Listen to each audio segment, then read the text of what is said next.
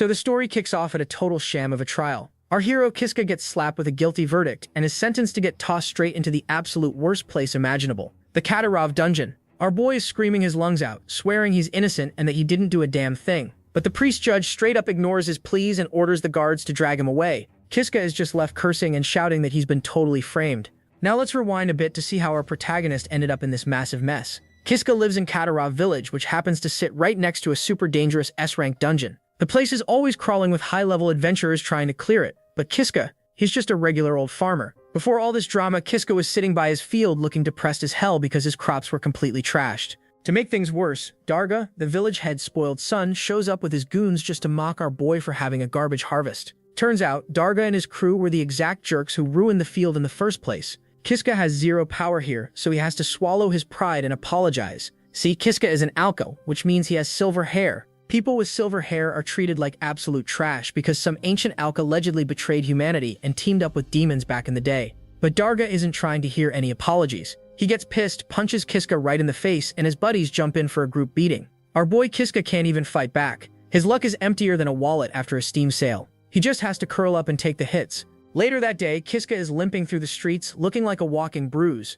A girl stops him and asks if Darga bullied him again. It's Namia, his childhood bestie and literally the only person in the entire village who gives a crap about him. She tells him to sit tight so she can clean up his wounds. Honestly, she's the only one who doesn't treat Kiska like a mutant outcast. When Kiska thanks her and complains about how everyone hates him just because his silver hair makes him look disgusting, Namia actually tries to cheer him up, telling him his hair looks cool. Kiska is pretty shocked because his hair has always been a total curse. When Namia drops a massive bomb, she's getting forced to marry Darga. Kiska's heart completely drops, but being the nice guy he is, he still tries to congratulate her.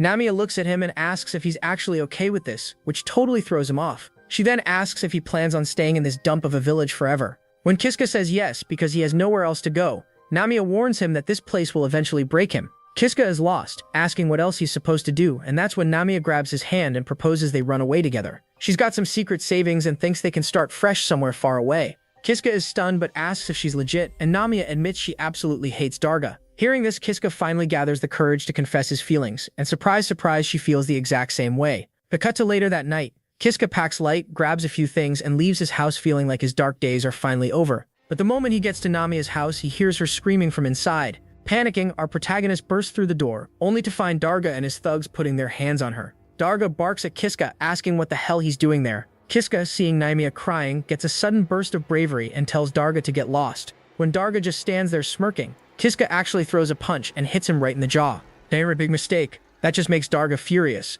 Darga retaliates with a brutal punch to Kiska's gut and a knee straight to the face, dropping our boy instantly. The three thugs start stomping Kiska into the dirt while Namia screams for them to stop. Darga pauses, reminding Kiska that Namia is his fiancée now. Then, while his friends pin Kiska down, Darga starts literally ripping out Kiska's fingernails to torture the truth out of him. Namia breaks down, crying that she'll confess everything if Darga just stops. Kiska, even while getting his face smashed in, begs her to keep quiet, but Darga punches him again. As Kiska starts losing consciousness, he hears Namia spill the entire escape plan. Right before he blacks out, he sees Namia smiling sadly at him, right before Darga grabs her by the throat. The next day is an absolute nightmare. Kiska wakes up to find out he's being framed for breaking into Namia's house, attacking her and murdering her. The truth is Darga killed her in a blind rage after finding out about the plan, but Darga's powerful dad covered it up and pinned it all on our boy.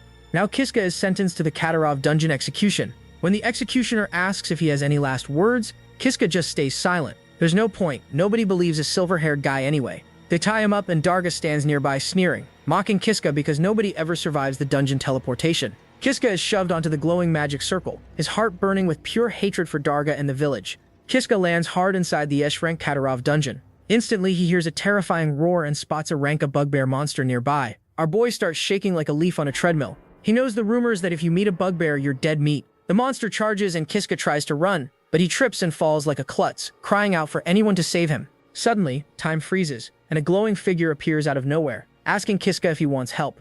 Kiska begs for his life, and the mysterious woman grants him a cheat skill called Save and Reset before vanishing. Kiska is left panicking, having absolutely no clue how to use it. Before he can figure it out, the bugbear smashes Kiska, sending him flying across the room. For a second, our protagonist looks completely dead, a total gonzo. But then Kiska suddenly snaps his eyes open. He's completely fine without a scratch, sitting there wondering how the heck he's still breathing. But before he can even process what's happening, the bugbear closes the distance and bops him into oblivion with a single punch. Zap! Kiska wakes up again, totally lost. His brain is trying to connect the dots because he knows he just got turned into pancake mix by that monster. Yet here he is, fully intact. The bugbear kills him again, and Kiska is left scratching his head, wondering what kind of glitch in the matrix he's stuck in. Every single time he kicks the bucket, he just wakes up right back at the start. He dies over and over like a bad joke, but slowly the light bulb finally goes off in his head. He realizes that every time his light ball hits 0, he's actually rewinding time to right before his death. It's all thanks to that save and reset skill the glowing lady hooked him up with.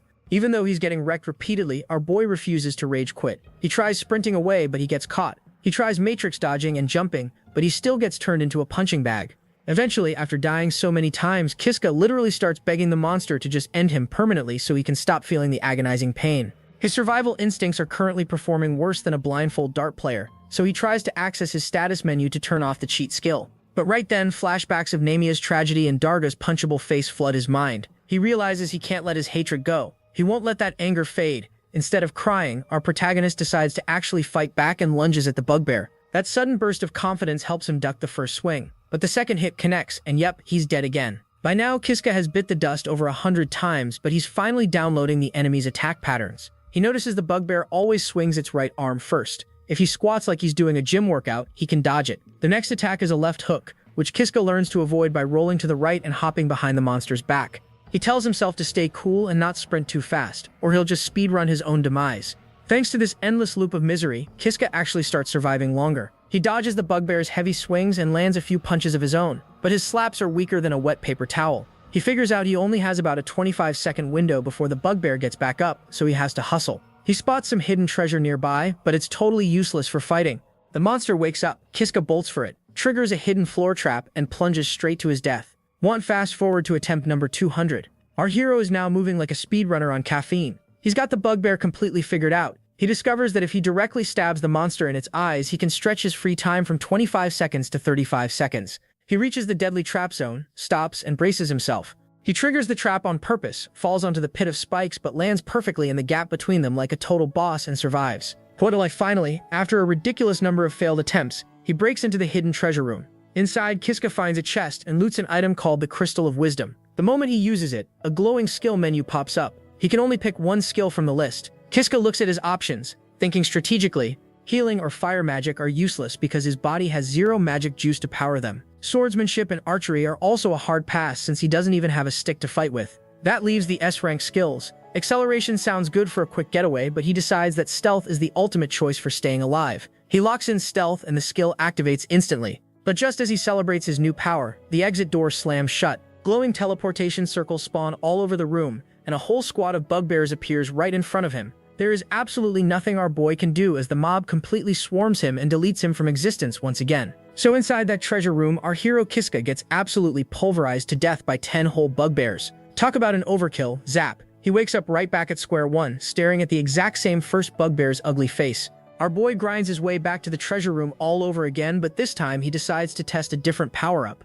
This new skill lets him see the bugbear swings in slow motion. After biting the dust around 200 times, Kiska finally realizes that the S-rank skill Stealth is totally useless when you're getting jumped by a whole squad, so he switches things up and locks in Acceleration. The speed boost actually lets him land some quick hits on the monsters. But there's a catch. His arm snaps like a dry twig, because his fragile body can't handle the insane speed. He respawns at the start again. But hey, progress is progress. The protagonist figures that if he uses the speed boost just to dodge the monsters instead of punching them, he might actually survive. So he picks Acceleration again. But then he gets so distracted by his own deep thoughts that he forgets to duck and the first bugbear bops him right on the noggin. After a ridiculous 225 attempts, Kiska finally makes it back to the treasure room. But he dies a bunch more times because he gets sloppy. He tries the speed skill again and again, but it's just not working out. By the time he reaches nearly 300 tries, he is still getting deleted no matter what he does. He tries a new tactic, like stabbing the bugbears in the eyes, but they just shrug off the pain and smash him anyway. He even sneaks behind one to choke it out, but the other 9 monsters instantly jump him. Our boy starts feeling like his brain is about as useful as a condom with holes, thinking he can't beat these things even with cheat skills. After hitting the 300 mark, Kiska realizes Acceleration is a bust, which means he has to restart the whole process. Back in the treasure room, he feels too depressed to even pick a skill, knowing that the second he touches the menu, the monster squad will just spawn and punch him instantly. But right then, memories of Namia's sad smile and Darga's creepy face flash in his mind. His anger flares up, and he realizes his pure, unadulterated hatred is the only engine keeping him running. He is absolutely determined to bust out of this dungeon and get his sweet revenge. So our boy keeps grinding, testing different skills against the mob. Around attempt number 420, he takes physical strengthening for a spin. This one actually works pretty well, boosting his attack, defense, and hops, allowing him to play Frogger by jumping from one bugbear to another and taking them down. Slaying a bugbear gives him a skill point, which he immediately uses to bump the skill to level 2. Our boy finally feels a glimmer of hope, thinking that if he keeps leveling this up, he can become an unstoppable beast. But then he looks at the stats and realizes he needs 100 points for the next level, and one kill only gives him 12 points. Doing the math, he'd have to clear the whole room just for one more upgrade. Hope vanishes instantly. It feels completely impossible. By attempt number 510, Kiska is ready to just throw in the towel. But then that burning hatred for Darga and the backstabbing villagers kicks in again. His thirst for revenge keeps his corpse moving, even though he's exhausted and hurting everywhere. In his tired state, he accidentally misclicks and selects the provoke skill. Thinking it's a totally useless garbage skill, he figures he'll just let the monsters kill him so he can reset. But when he triggers it, he is shocked to see a bugbear lose its mind and crash headfirst into a wall. Kiska stands in front of another monster, taunts a third one, and watches in awe as they start beating the crap out of each other. Realizing this is his golden ticket, he uses Provoke to turn the whole room into a massive royal rumble. In the end, only 2 battered bugbears are left standing. Our protagonist taunts them both at the same time. Matrix dodges their messy swings and lets them finish each other off. Finally, after 510 painful attempts, Kiska is the last man standing in the room. After finally clearing that insane room of bugbears, our hero had to book it to escape a terrifying A-rank monster called the Headless Mule. This new floor was being patrolled by the beast, and it had already turned Kiska into a human mop 10 times in a row. Luckily, his checkpoint had updated right to the spot where he beat the bugbears, meaning he didn't have to replay that whole nightmare, which honestly made him happier as a lustful old man who was watching hentai. Exploring the new area, our boy stumbled upon 3 glowing teleportation circles. Figuring he had to choose one to advance, he stepped onto the middle one without overthinking it, knowing that even if he messed up, his cheat skill would just let him try again. Zap! He teleported into an empty hallway and started walking. To his absolute shock, he found the exact same girl who gave him cheat skill earlier, now trapped behind a magical barrier. The second he touched it, the barrier shattered like cheap glass. Worried that his clumsy touch might have broken something important, Kiska asked if she was doing okay. The girl stood up, dusting herself off, and introduced herself as Eija Tsubaki, a former legendary hero who had been sealed away in this dump. Kiska told her his name, and she smiled, saying it was a nice name. Then, Astora casually told Kiska to bend down for a second. The moment our protagonist leaned over, she straight up kissed him right on the lips, catching him completely off guard. Kiska jumped back blushing, asking what the heck she was doing. Astora just smirked, explaining that it was her special way of saying thanks, and teased him by asking if he didn't like it. Kiska stayed quiet, his brain short-circuiting as he wondered what her game was. She then asked him if he wanted to bust out of this dungeon. Kiska didn't hesitate, saying yes immediately, so Egeha grabbed his hand and promised she'd get him out alive. As they ran right into the Headless Mule. But Egeha deleted the monster in a literal blink of an eye. She proudly turned to Kiska, asking if he thought she was strong. Our boy nodded, saying she was amazing, while secretly realizing that sticking to this girl like glue was his only ticket to survival. Right after, Ahipa absorbed the dead monster's remains. Kiska asked what she was doing, and she explained she was just storing it in her item box skill to use later. Kiska remembered seeing that cheat skill on his menu earlier. Moving along, Kiska asked where they were heading next, and Ahipa explained they had to reach the room of the dungeon's mini-boss. Kiska instantly started sweating, but Ezahal told him they had to smash the boss to move forward, adding that since he freed her from her seal, she would gladly fight to the death for him. Kiska smiled back, telling her that it was thanks to her skill that he was even breathing, so they were totally even. Ezahal laughed and kicked the boss door open.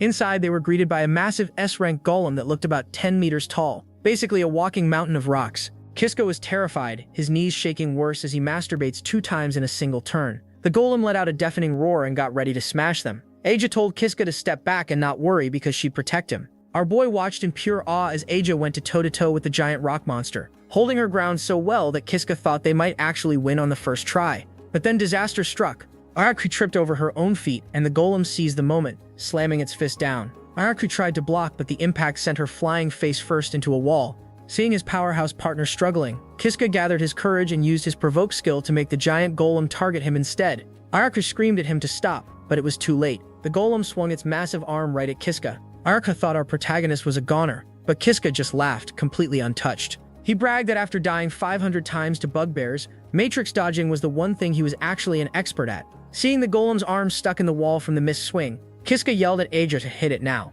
Eija jumped up and unleashed her Dragon Slayer technique, cleanly splitting the 10-meter golem in half with one glorious strike. Kiska was honestly a little freaked out by her terrifying raw power, but Aja just ran over and gave him a massive victory hug. With the mini-boss finally defeated, Kiska thought things might actually be looking up for him, but deep down he knew that thinking his bad luck was over was just pure wishful thinking.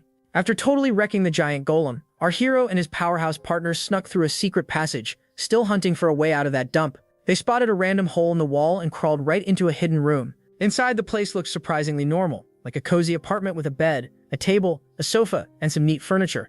Aja looked around and figured it was probably a vampire's bedroom, specifically belonging to a high-level monster named Judith, who had turned this dungeon into her personal base. Kiska felt a bit paranoid about crashing there, worried that this Judith lady would come home and lose her mind. But Aja told him to chill out because it was totally fine. They both walked in and collapsed onto the bed to take a breather. While relaxing, Aja asked Kiska if he really thought he was a freak just because of his silver hair. Our boy thought back to how the village bullies always jumped him for it, since it meant he belonged to the Arcus tribe, the most hated group of people ever. His social life back home was deader than a dial-up internet connection, so he remembered that this was only the second time someone had ever complimented his look, the first being his late friend Namia. Aja smiled and told him she thought his silver hair actually looked super cool. She mentioned she was originally from a completely different world and asked if he believed her. Right in the middle of their deep chat, Kiska's stomach let out a massive rumble because he was absolutely starving. Aja hopped up, went into the kitchen, and started whipping up some food using fresh meat and herbs she pulled out of her magical item box. They sat down at the table and started digging in. Suddenly, our protagonist started tearing up while chewing. Honestly, his tear ducts were working harder than his actual muscles in this dungeon, but it was just because this was the first real hot meal he had eaten since getting kicked out of society. Aja looked at him worriedly and asked what was wrong, so Kiska wiped his eyes and lied through his teeth, claiming the food was just a little too spicy. But after stuffing their faces, it was time to hit the hay. Kiska took the couch like a gentleman, leaving the big bed for Aja. Just as our boy was drifting off to sleep, Aja randomly walked over dressed in nothing but her undergarments, and climbed straight on top of him. She grabbed his hand, forced it right onto her chest, and confessed that she was totally in love with him. Aja explained that she usually handed out that save and reset cheat skill to every single sucker who entered the dungeon, but Kiska was the only guy who actually bothered to break her out of that glass tube. She tried to get romantic and make love to him right then and there, but Kiska panicked and pushed her off, explaining that his heart already belonged to someone else. Aja looked super hurt, pouted, and marched right back to her bed. Kiska lay there kicking himself, thinking he probably should have handled that way better, since he still desperately needed her power to escape this death trap. He eventually passed out, but when he opened his eyes the next morning, he got the fright of his life, staring straight at a lifeless body hanging right from the ceiling. When our hero Kiska saw Aja's lifeless body dangling there, he completely lost his mind and barfed right on the floor. His brain went straight into panic mode and he started blaming himself, thinking that if he hadn't rejected her romantic moves the night before, she'd still be breathing. Feeling like the absolute worst guy on the planet, he bolted out of the room like a scared rabbit. But during his chaotic sprint, a bunch of headless monsters spotted him and swarmed him from all sides. Talk about perfect timing. Luckily, our boy remembered he had the save and reset cheat skill that Aja gave him, so he hit the rewind button and reset his life. He wandered around the confusing maze of the dungeon until he stumbled upon her again, back inside that glass tube container. To his absolute shock, she was alive and well. Determined to fix his mistake, he smashed the glass open and promised her right then and there that he would accept her feelings this time because he really needed her help to survive. But when Aja looked at him, her face was completely blank. She didn't recognize our protagonist at all, coldly asking him who the hell he even was. When he awkwardly blurted out his name, she shrugged and told him she didn't remember him at all, adding that he smelled like hot garbage. Kiska stood there totally confused and suspicious. His brain was lagging harder than a dial-up connection on a rainy day. She looked exactly like Aja, but her vibe and tone were totally wrong. He asked her what the heck was going on, and she suddenly realized that since he had the save and reset skill, they must have met in a previous loop. But instead of being happy, she narrowed her eyes and told him that meant he was actually her enemy. Before Kiska could even open his mouth to explain, she snatched him by the neck, choking him while grunting that his enemy status was exactly why he smelled so bad to her. Kiska begged her to stop, but she wasn't having it. She warned him that even if he reset time, his soul would still carry the trauma of this moment, telling him to never get involved with her again before casually snapping his neck like a dry twig. He reset again, left shivering and wondering who Aja really was. He figured she must have a crazy split personality or something. He decided right then and there that saving her was a one-star experience he would never try again, even though he knew he'd probably end up resetting a bunch more times anyway. Here to avoid getting turned into mincemeat by the headless monsters patrolling the halls, our boy kept moving until he ended up back in that room with the 3 teleportation circles. Since the middle one led to a neck-snapping waifu, he stepped onto the left circle instead. He teleported into a completely different hallway. Walking down the path, he noticed a cozy room lit by candlelight where a fancy-looking girl was casually sipping tea. He walked up to her, and she looked up, remarking that it was super rare for a random visitor to show up in her lounge. When Kiska told her he was just a lost guy looking for a way out of this death trap, she got instantly annoyed, snapping that he was incredibly rude for interrupting her, and announcing that she was the great ancestor of all vampires.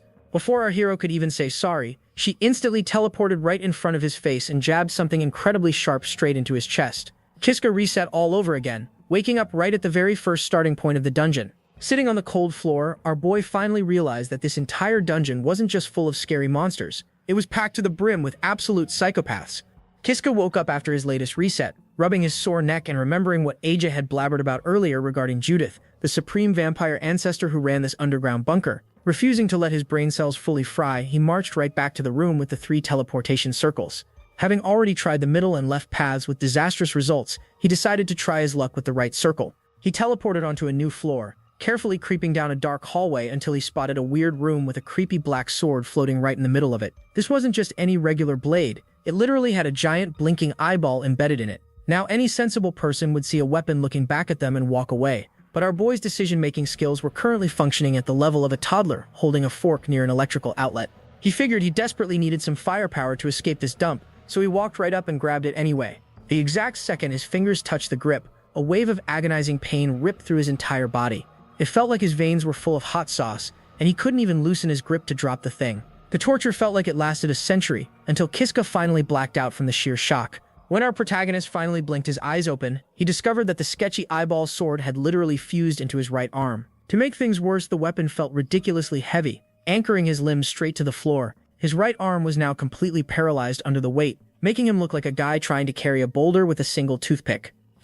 Kiska groaned, thinking the sword was totally useless, since he could barely even lift himself up. He had no choice but to awkwardly drag the heavy metal blade behind him like a broken toy. But as he was limping along, a fierce werewolf jumped out of the shadows. Terrified out of his mind, Kiska tried to bolt, but the sword suddenly took the driver's seat. It forcefully yanked our boy forward with insane speed and stabbed the werewolf straight through the chest, deleting the monster instantly. Kiska realized this weapon definitely had a mind of its own, but honestly, he didn't give a crap about its sketchy vibes as long as it helped him escape this hellhole. He went on a mini rampage, testing his new living arm blade on other random monsters, and for the first time he felt like an unstoppable badass who could take on the world. However, eventually he stumbled upon a massive set of metal doors. Our protagonist figured this was another mini-boss room, just like the one where he faced the giant rock golem. Stepping inside, he came face to face with a legendary griffin that looked absolutely ripped. The moment the beast woke up, it dove straight at him with killer intent. But Kiska's sword moved on its own again, yanking him out of the danger zone just in the nick of time. The griffin tried to shred him to pieces with its giant chicken-like claws, but Kiska let the sword handle the defense, blocking every strike until he finally sliced the monster up for good. With the griffin turned into bird feed, a hidden door groaned open at the back of the arena, revealing a secret room. Kiska smiled, genuinely believing his dark days were over and that nothing could stop his grand escape now. But as he proudly strutted into the hidden room, the black sword suddenly started feeling heavier and heavier with every step, dragging his energy down to zero. He pushed through the exhaustion and stepped into the main chamber, only to freeze solid. Standing right there was Judith, the scary vampire ancestor from before. Kiska gasped, demanding to know why the heck she was crashing his victory party, his hope instantly evaporating all over again. Our hero stared down the vampire queen and demanded to know what the hell she wanted from him. Judith sighed and explained that she actually just wanted to destroy that sketchy parasitic sword fused to his arm. She revealed it was a cursed, dangerous blade that literally eats people and monsters for breakfast, adding that she had hidden it away in that room, assuming no regular dummy would ever wander into this dungeon. Kiska panicked, asking if that meant she was going to delete him along with the sword, but Judith didn't even bother answering. Instead, she casually ripped off her own left arm and molded it into a glowing blood sword. Before Kiska could even process how gross that was, she instantly grew a brand new left arm and charged straight at him. Luckily, the parasitic sword on Kiska's arm took the wheel, acting like an automated shield to block her incoming slaps. But Judith wasn't playing around. He tossed her blood blade high into the air, causing it to multiply into a rain of sharp blades that rained down and poked our boy full of holes. Because his single arm sword obviously couldn't block 100 angles at once. That overkill spam was Judith's ultimate move, and using it actually drained her so much that her left arm completely vanished for a bit. Our boy reset all over again, waking up back in the very first starting room. Kiska was feeling incredibly frustrated because his brain was currently running slower than a turtle stuck in thick molasses. No matter which magic circle he picked, he just kept speed running his own demise. If he took the middle path, he'd run into Aja, who would choke him out because he smelled funky to her. If he went left, Judith would instantly turn him into a pincushion. If he went right, the parasitic sword made him punch hard, but it was slowly eating his body alive. After overthinking it, our protagonist decided the right circle was still his best bet. He figured he could just use the sword's auto-defend mode to carry him past Judith and whatever other freaks were lurking around. So he rushed back to the right circle, grabbed the creepy eyeball sword again, and let it fuse into his arm to grow stronger, praying to the heavens that he wouldn't run into the vampire queen this time.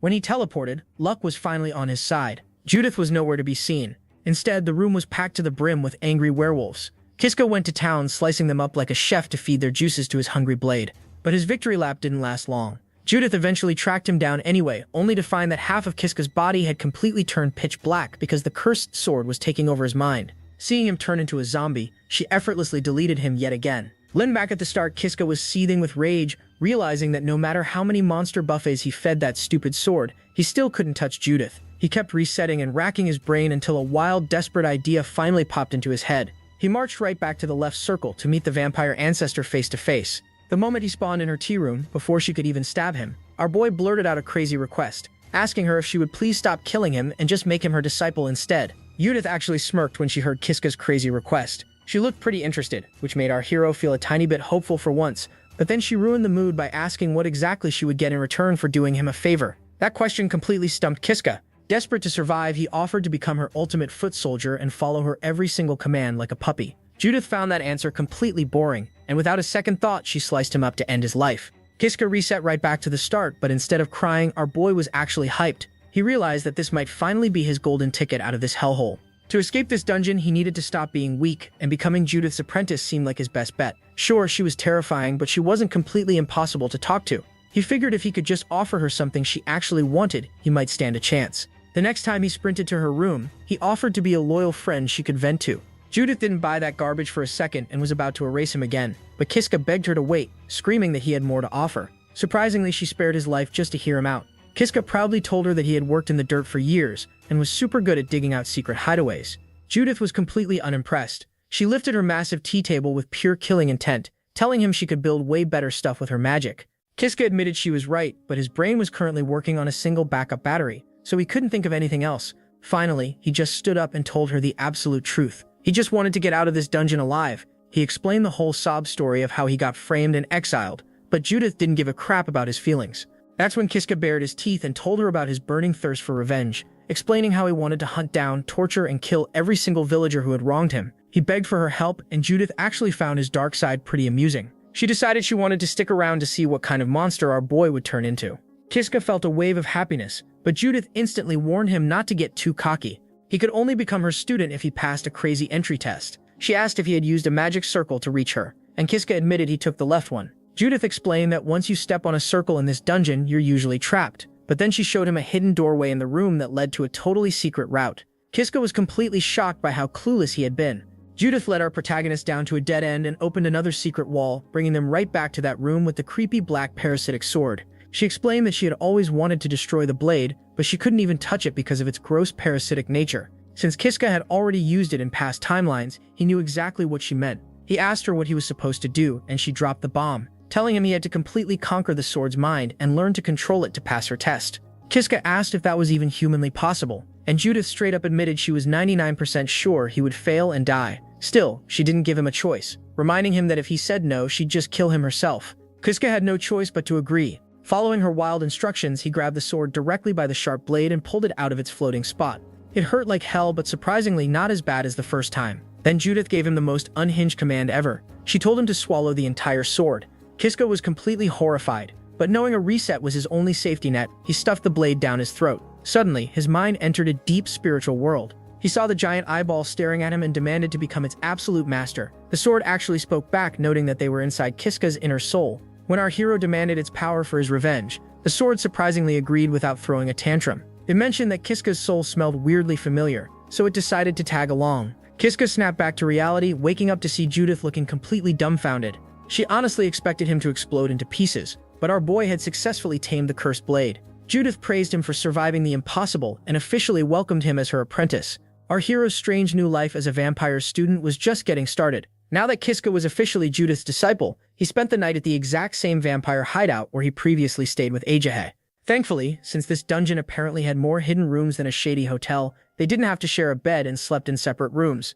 The next morning, our boy went looking for Judith, but accidentally walked in on her while she was still asleep in an outfit that left absolutely nothing to the imagination. His face turned redder than a ripe tomato. When Judith finally blinked her eyes open and casually greeted him, Kiska bowed so low his nose almost touched his balls, trying his absolute best not to stare at her body because his eyes literally had no safe place to look. Judith smirked and told him she was about to start his brutal training, asking if he was actually ready for the pain. Our boy, trying to act like a tough protagonist, nodded and said he was prepared for literally anything she threw at him, no matter how impossible. Judith smiled and went to change out of her cloths. While she was getting ready, she asked Kiska what kind of skills he was rocking. Kiska awkwardly admitted that his only real combat ability was provocation, a skill so garbage that even Judith openly mocked it for being pretty useless. Of course, our boy kept his save and reset cheat skill a total secret, because you don't just brag about your time travel powers to a vampire queen. Judith then kicked open a hidden door, bragging that she knew every single secret passage by heart because she'd been stuck living in this dungeon for a whopping 1,000 years. Kiska's jaw dropped, realizing his brain had actually made a smart choice for once by picking her as a mentor. She led him into a room with a treasure chest, and Kiska popped it open to pull out another crystal of wisdom. A list of skills popped up, and while most were the same old stuff, a few new high-level options were glowing. Not wanting to waste a free upgrade, Kiska asked Judith for her expert advice, and she told him to lock in swordsmanship without hesitation. She explained that since that creepy living sword was now fused inside his body, he'd need proper sword skills just to control it when he summoned it out of his arm. Kiska got all hyped and clicked buy. Judith told him they needed to dive even deeper into the dungeon to grab his next skill upgrade. Even though they sneaked past most of the scary monsters, Kiska's anxiety was through the roof as they crept through the dark hidden tunnels toward the lowest level. They finally reached another chest, but Judith stopped him, warning that this one was a total gamble. She explained that the chest was enchanted by some crazy lady with a million different abilities, meaning whatever skill Kiska pulled out would be completely random. Kiska took a deep breath, opened it, and got slapped with attribute granting, a rare skill that was currently as useful to him as a screen door on a submarine, since he had zero magic juice to power it. Judith patted him on the back and told him to cheer up, saying he'd unlock magic skills later anyway, so it wasn't a big deal. As they turned around to head back, Kiska spotted a massive, terrifying door at the end of the hall and asked what was behind it. Judith got serious, explaining that it was the official boss room and the only exit out of the entire dungeon. Kiska asked if beating the boss meant they could finally leave this hellhole, and Judith confirmed it, but dropped a massive reality check. The boss was a god-tier SS rank monster, and she had been failing to beat it for 50 straight years. To finally bust out, she told Kiska he needed to grind until he was just as strong as her, so they could jump the boss together. However, back at the hideout, Judith decided to show off her blood manipulation powers. She casually sliced her own wrist and molded her splashing blood into a sharp dagger. Kiska winced, remembering this technique vividly, since he had already died to it multiple times in past lives. She told him he could do the exact same trick with the sword living inside his veins if he just focused his mind on it. Kiska closed his eyes, concentrated real hard, and actually managed to summon the blade, instantly unlocking two new overpowered skills called Lord of Parasitic Puppet Sword and Black Sword. Our boy was feeling pretty proud of himself, looking like a real anime hero. But then Judith dropped his first real homework assignment. From now on, whenever he saw her face, he had to try his absolute best to land a physical hit on her. She promised that if he managed to scratch her even once, his basic training would be complete. Kiska panicked, worried he might accidentally hurt her, but Judith got instantly annoyed by his hesitation. She rolled her eyes, telling him she could heal herself in a blink, and mocked him for being a total wimp for thinking a weakling like him could actually damage a vampire queen. Kiska tried to tell her to calm down, but she didn't want to hear it and instantly lunged at him with pure violence. Judith unleashed a relentless storm of attacks, and Kiska quickly realized he had made a massive mistake. Thanks to his new swordsmanship skills, he barely managed to dodge her deadly strikes, but he knew he couldn't win this fight by just playing defense forever. Deciding to go on the attack, our protagonist swung straight for her head, but she matrix evaded him like it was nothing. Her speed and strength were absolutely insane, especially when she wielded her giant sword, but suddenly she switched to using a smaller dagger, and Kiska spotted a tiny opening. Our boy blocked her quick strike and launched a lightning-fast counterattack, actually managing to leave a tiny cut on her arm. He immediately started panicking and apologizing for hurting her, but Judith just burst out laughing, saying it was just a tiny scratch she could heal instantly. She praised him for actually completing the impossible task and admitted that his weird, chaotic fighting style wasn't like other guys she'd fought. When Kiska awkwardly told her that he literally had zero real combat experience before entering the dungeon, Judith smiled and called him a natural-born prodigy, though Kiska secretly knew he was just a guy who had died 500 times to get this good. Our hero is up against a squad of headless mules today, and let's be real, these aren't your average training dummies. These things are the real deal. They rush him all at once, but our boy is actually blocking every single swipe like a total pro. Still, Judith is standing in the back completely unimpressed. She randomly chucks a dagger straight at him, scolding him about his trash form and yelling that he needs to keep his guard way tighter when he's getting jumped by a crowd. Kiska listens, fixes his stance on the fly, and honestly, it feels pretty great when he starts swatting their attacks away, smoothly. Judith smirks and yells that it's time to stop playing defense and start swinging, since these mules have completely run out of magic juice and are basically sitting ducks against his living blade. She urges him to go all out and show no mercy. Our protagonist takes the lead, slicing down the first mule on the left before spinning around to delete the one on his right. He spots a cowardly mule trying to book it for the exit and puts an end to that one too. Judith is actually impressed for once, and Kiska is totally pumped, thanking her for the solid advice. Judith rolls her eyes and reminds him that she only keeps him around because she needs him alive, warning him that if his squishy self dies, she'll be stuck in this cave for another 50 years, so he better stay sharp. For all that hard labor, our boy racks up some sweet skill points, and Judith tells him to go ahead and level up. Kiska gets stoked when he checks his menu and sees his skill slots are completely full. He figures his swordsmanship and parasitic abilities are the only things keeping him from becoming Monster Chow, so he decides to upgrade those first. After doing some quick mental math, which is a miracle since his brain usually operates like a potato clock, he realizes he needs 30 more SP for his sword skill and 70 for the parasitic sword. He tells Judith he's dumping his points into swordsmanship first, and she nods, agreeing with the play. With the grunts cleared, they decide to call it a day and hike back to the hideout. Later on, Kiska brings Judith a fresh cup of tea, apologizing for being late like a good little butler. Ever since he became her disciple, his job description expanded from student to full-time servant. He's not just brewing tea, he's also responsible for hunting down fresh monster blood because she's obsessed with chugging it out of fancy teacups. Judith takes a sip and demands to know what's for dinner, so Kiska hands her a plate of cooked headless mule steak. She is absolutely not thrilled, complaining that they ate the exact same garbage yesterday. Kiska apologizes, explaining that the dungeon is fresh out of supermarkets and seasoning, but mentions that he at least found some weird wriggling trees and chopped them up into a salad. Judith wrinkles her nose, snapping that she hates salad and that those wriggling trees taste like dirt. Kiska sighs, warning her that she's going to end up totally malnourished if she doesn't eat her green veggies. Judith, flexing her vampire privileges, insists that vampires don't need human nutrients. Kiska isn't having it though. He steps out and comes back with a handful of sweet dryad fruits, which instantly makes Judith super hyped. He explains that he found them while picking leaves earlier and originally wanted to let them grow a bit bigger, but today just felt like a special occasion. As they chew, Kiska grumbles that he wishes he had some actual salt and pepper, but Judith replies that if they could just bust out of this dungeon, she'd hook them up with gourmet ingredients. Kiska asks how she used to leave the place back in the day, and she explains that for a vampire, dungeons are like a cozy safe space, and there used to be a special teleportation circle that let her skip in and out whenever she wanted, but then some jerk destroyed it, trapping her inside forever. Kiska asks who the culprit was, but she admits she has no clue. Suddenly, Judith has a massive realization, muttering that whoever sealed that hero girl Aja in the glass container probably smashed the teleportation circle too, just to keep her locked away. Kiska shudders, his skin crawling. He asks how Judith even knows about Aja, and she casually drops a massive truth bomb, mentioning that Aja is the actual legendary hero who clapped the Demon King. Kiska is completely shocked because the history books back home always claimed a guy named Elysium was the savior, but now he's learning Aja was the true MVP. Kiska then asks why Judith herself is sealed here, but she admits she doesn't know that part either. She sternly warns him to never ever mess with Aja's seal, because even though she saved the world from the demons, Aja's raw power is so unhinged it could easily destroy the entire planet. Kiska nods and agrees, but secretly, his heart does a nervous flip as he remembers he already broke that exact seal in a different timeline, praying it won't come back to bite him. Trying to change the subject, Kiska asks Judith if she pigged out and ate his share of the dryad fruits. Judith smirks, lying through her teeth that she didn't touch them. Our boy teases her about her sweet tooth, but she turns serious, denying it completely and barking at him to shut up and go to bed. Kiska walks off feeling like a total glorified slave to this vampire queen, but hey, at least he's alive and not complaining. After months of sweating and grinding, our hero Kiska proudly tells Judith that he's finally leveled up his swordsmanship skill to level 3. Judith looks surprised, noting that their big escape might actually be way closer than she thought. Kiska gets totally fired up, bragging that he's going to get so ridiculously strong he'll break them both out of this hellhole for good.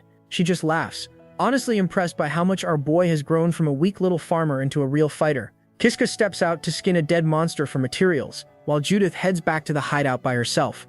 Our boy finishes up and walks back into the room, but he picks the absolute worst possible moment. He catches Judith completely naked. She quickly scrambles to cover herself up, and Kiska turns into a blushing mess, running off while screaming apologies for his terrible timing. Judith just bursts out laughing though, totally teasing him for panicking like a little kid. Later that night, after stuffing their faces with dinner, Kiska awkwardly offers to go sleep in his own separate room to keep things polite. But Judith stops him, asking if he wants to sleep in her bed instead, because she just doesn't want to be lonely tonight. Kiska lets out a nervous laugh, feeling like an absolute jerk if he turns down a vampire queen, so he agrees to crash next to her. As they lie down together under the blankets, Kiska thinks back to the first day he met her, remembering how he used to think she was the scariest monster alive. Now, she's literally lying right next to him, and his brain is short-circuiting because the whole situation feels so weird. Kiska randomly asks if she really planned to delete him from existence when they first met, and Judith gasps, totally shocked that he somehow figured that out.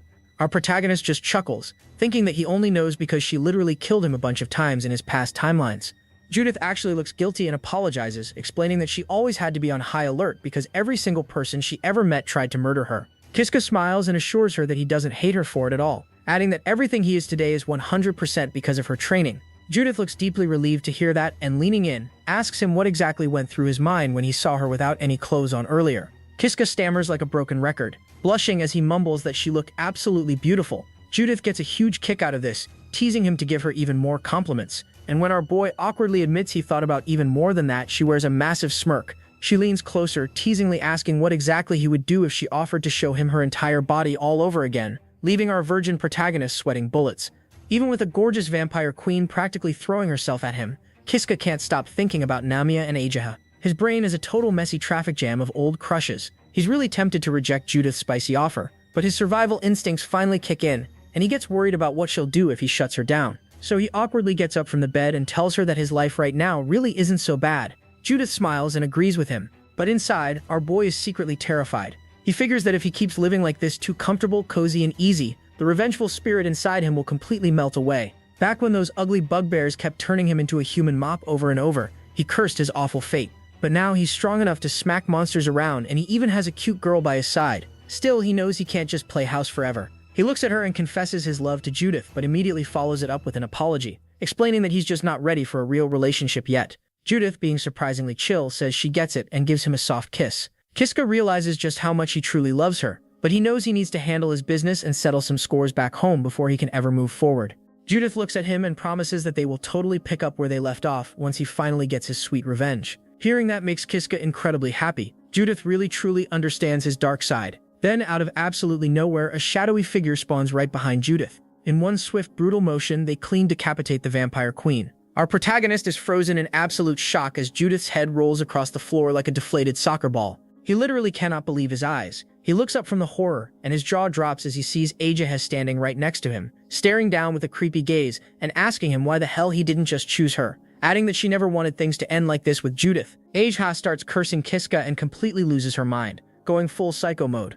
Our hero is panicking big time because Ajaha is supposed to be locked up tight in her glass container, making this whole situation feel like a twisted nightmare where she's forcing him into another save and reset loop. Right then, Judith's decapitated head rolls on the floor and yells at Kiska to book it because Ajaha is too dangerous. Our boy is standing there frozen in total shock, his brain lagging harder than a potato computer trying to run a high-end video game, completely unable to process how Ajaha is even alive and kicking.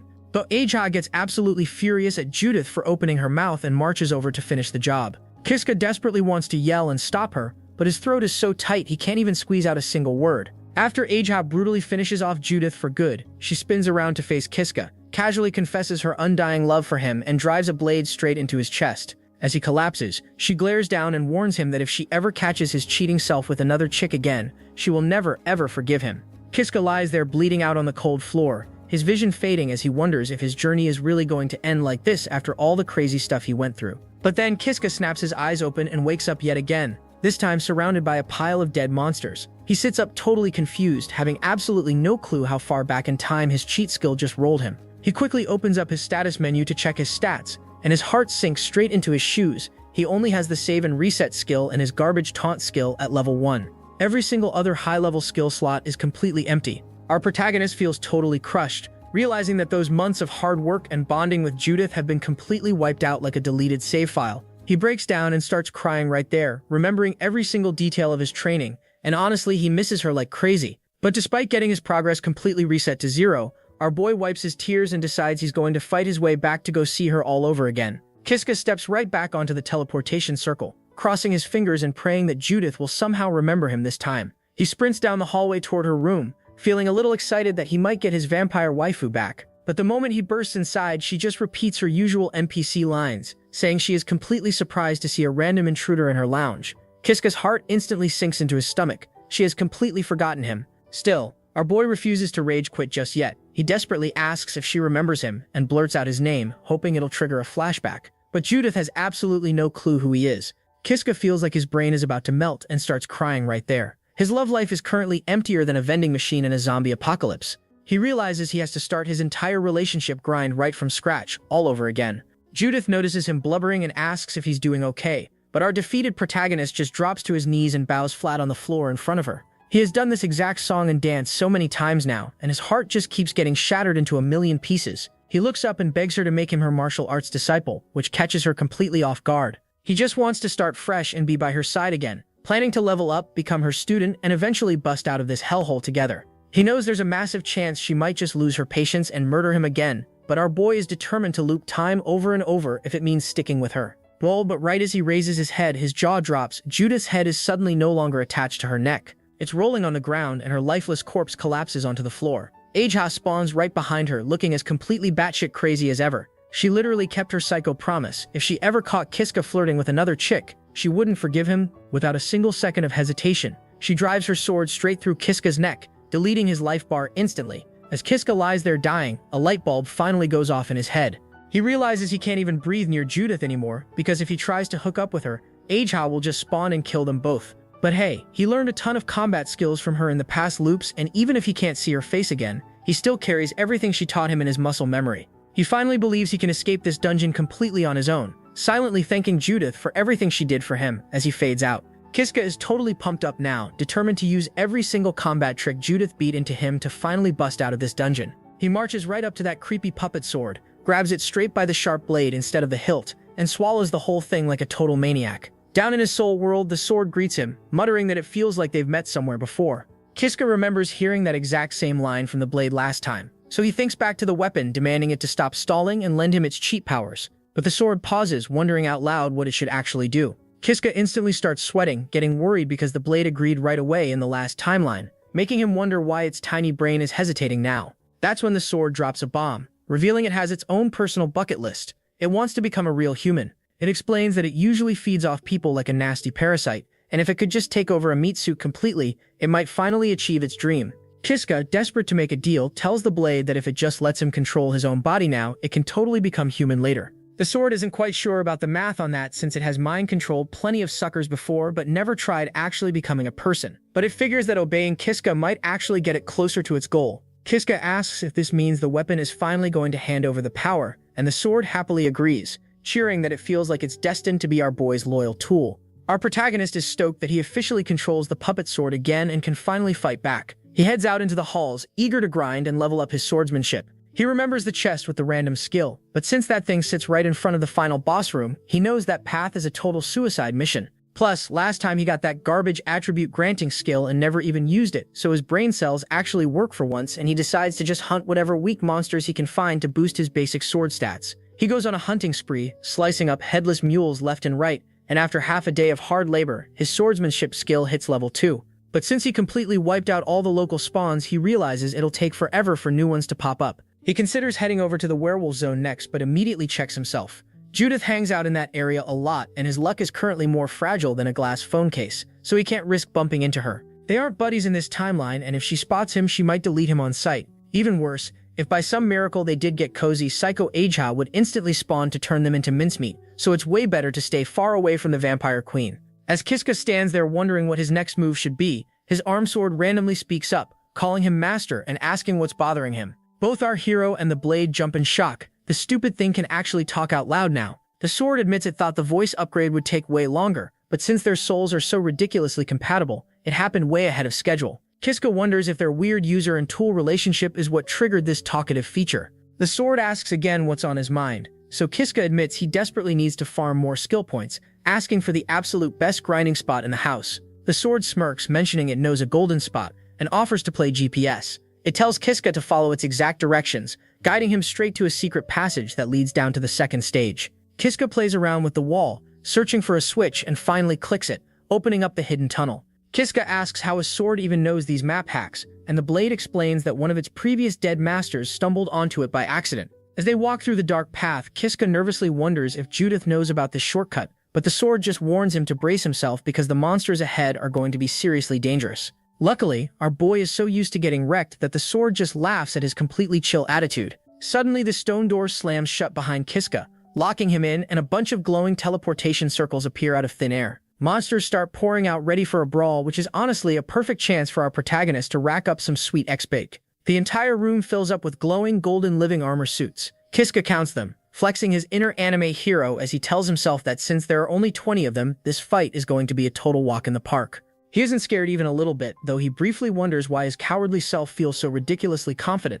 The sword asks if he genuinely thinks he can win this Royal Rumble, and Kiska honestly admits he isn't entirely sure, but hey, he has a solid game plan. He's faced way worse killers, and after dying hundreds of times, he literally does not fear death anymore. So our boy grips the living sword with both hands, ready to face the golden mob, looking at the tough monsters and deciding that compared to what he's been through, these guys are just total weaklings. Gornohiro squares up right in front of 3 glowing golden armors, with a grand total of 20 shiny tin cans he needs to turn into scrap metal. Sure, these guards are jacked, but our boy thinks he's totally invincible now that he's flexing his trusty talking black sword. One yellow armored guard takes a massive swing, but Kiska blocks it like a pro, wearing a smug smile as the guard charges right back at him. See, the werewolves Kiska fought before were all unarmed, meaning his luck was actually doing okay for once. But these guards are packing heat, which makes them a massive pain to deal with. Trying to be a total edgelord, Kiska starts mocking the guards, taunting them to rush him all at once and calling them absolute weaklings just to bait them into attacking harder. The armors don't come slow at all, instantly swarming him, while his sword glazes him up, complimenting him for being totally overpowered. Kiska brags back that he's a beast in group battles, though he casually admits he has no idea how his skills actually work in a solo 1v1. He remembers the golden rule of gaming. Monsters that die from friendly fire don't give you any experience points, meaning you can't farm sweet skill points when you're fighting alongside your besties. With the power of friendship, you can only thin out the enemy numbers quickly, which is bad for his grind. Once so, our boy taunts the guards again like a total clown. Big mistake. Suddenly, the entire squad of 20 moves like a coordinated esports team and surrounds him from every single angle. He has zero room to escape or swing his weapon. They all lunge together, beat him into a pulp, and send his squishy self right back to the very start of the level. Kiska sits there trying to cope with the massive embarrassment, realizing he has taken way too many L's at this point. First, the furries killed him, and now the shiny metal boys. He has literally died 100 times so far, yet his decision-making skills are still operating on a single % of battery life. But our protagonist pushes through the shame and stands right back up. He's going to run it back because nothing can break his spirit. Never backing down and never giving up is just his whole vibe now. Kiska walks back through the confusing stone maze, presses a random wall block, and reveals the hidden passage. The black sword is genuinely impressed, mentioning how Kiska seems to know so many map hacks, but Kiska just readies his blade to fight the enemies waiting in front of him. And then he does the unthinkable. He straight up dies again and again and again, speedrunning his own demise like a true expert. But he sticks to his guns and keeps pushing his luck. After a ridiculous number of failed attempts, Kiska lets out a massive sigh and finally decides to use his brain. He honestly didn't think things would turn into such a brutal grind, especially since he was just living a cozy, peaceful life with Judith Sama a few timelines ago. He resets and finds himself standing inside his deep soul world again, staring right at a dark, blurry figure. This black shape is actually his sword, but it's starting to look weirdly human-like. Kiska points at it, mentioning that the blade looks way more human now than before, and the sword agrees, telling him it noticed the weird changes too. Turns out, the more Kiska resets and meets the blade in the soul room, the more human it becomes. Kiska starts to think that maybe this sketchy sword has completely escaped the Matrix, since its memory doesn't actually reset every single time our protagonist gets deleted in the real world. Kiska tells the weapon it's a great thing it's taking on a human form, since its ultimate life goal is to become a real person anyway. The sword suddenly pauses, getting super suspicious, and asks Kiska how the heck he could possibly know its deepest secret. Our hero almost gets caught in 4K right there. Panicking, he pulls a total lie out of his hat, claiming he has a special superpower that lets him just read people's life goals. The sword is completely amazed by this fake skill, and starts totally glazing Kiska, hyping up his hard work and saying it can't wait to work alongside him. With the team up locked in, Kiska walks back into the monster room, and the golden armors spawn in. It might be their very first time seeing his face in this current loop, but our boy has been brutally defeated by them more times than he can count. They might be huge and they might be strong, but our protagonist vows he will never stop winning. Kiska screams for his black sword, activates his weapon, and dives right back into the meat grinder. Our hero readies himself for battle yet again, wearing a smug smile because he genuinely believes this will be his absolute last time fighting these shiny tin cans. He vows he is going to end this cycle right now, though his talking sword immediately calls his bluff, telling him to quit acting tough. Our boy kicks off the round using his favorite garbage skill, Taunt, mocking the enemies like a loudmouth so they lose their cool and charge at him at full speed. 3 golden guards sprint forward, but Kiska uses their own clumsy momentum against them, setting up a beautiful friendly fire trap. But before the monsters can accidentally smash each other, Kiska slides in, steals the kills himself, and racks up some sweet points. The black sword completely glazes him, praising how god-tier his reaction time is, so Kiska brags back that he has the enemy's exact attack patterns completely downloaded. The sword is totally amazed by his big brain energy, but Kiska is busy planning the whole map inside his head. He knows that while he is busy yapping to the weapon, a sneaky guard will try to launch a surprise attack from behind. Luckily, our protagonist is 2 steps ahead of their silly little game. He effortlessly dodges the predicted backstab and spins around to coolly slice straight through the enemy armor. Just like that, Kiska has successfully deleted 2 more guards, and everything is going perfectly according to his script. Our boy happily destroys the monsters one by one, while a glowing holographic scoreboard shines in the air, notifying him every single time he farms some juicy XP. Kiska pauses to check his stats, and realizes these high-level guards give an absolute mountain of points, letting him level up his build like crazy. Spending his hard-earned points, Kiska upgrades his weapon, turning the black blade into a massive, pulsating greatsword.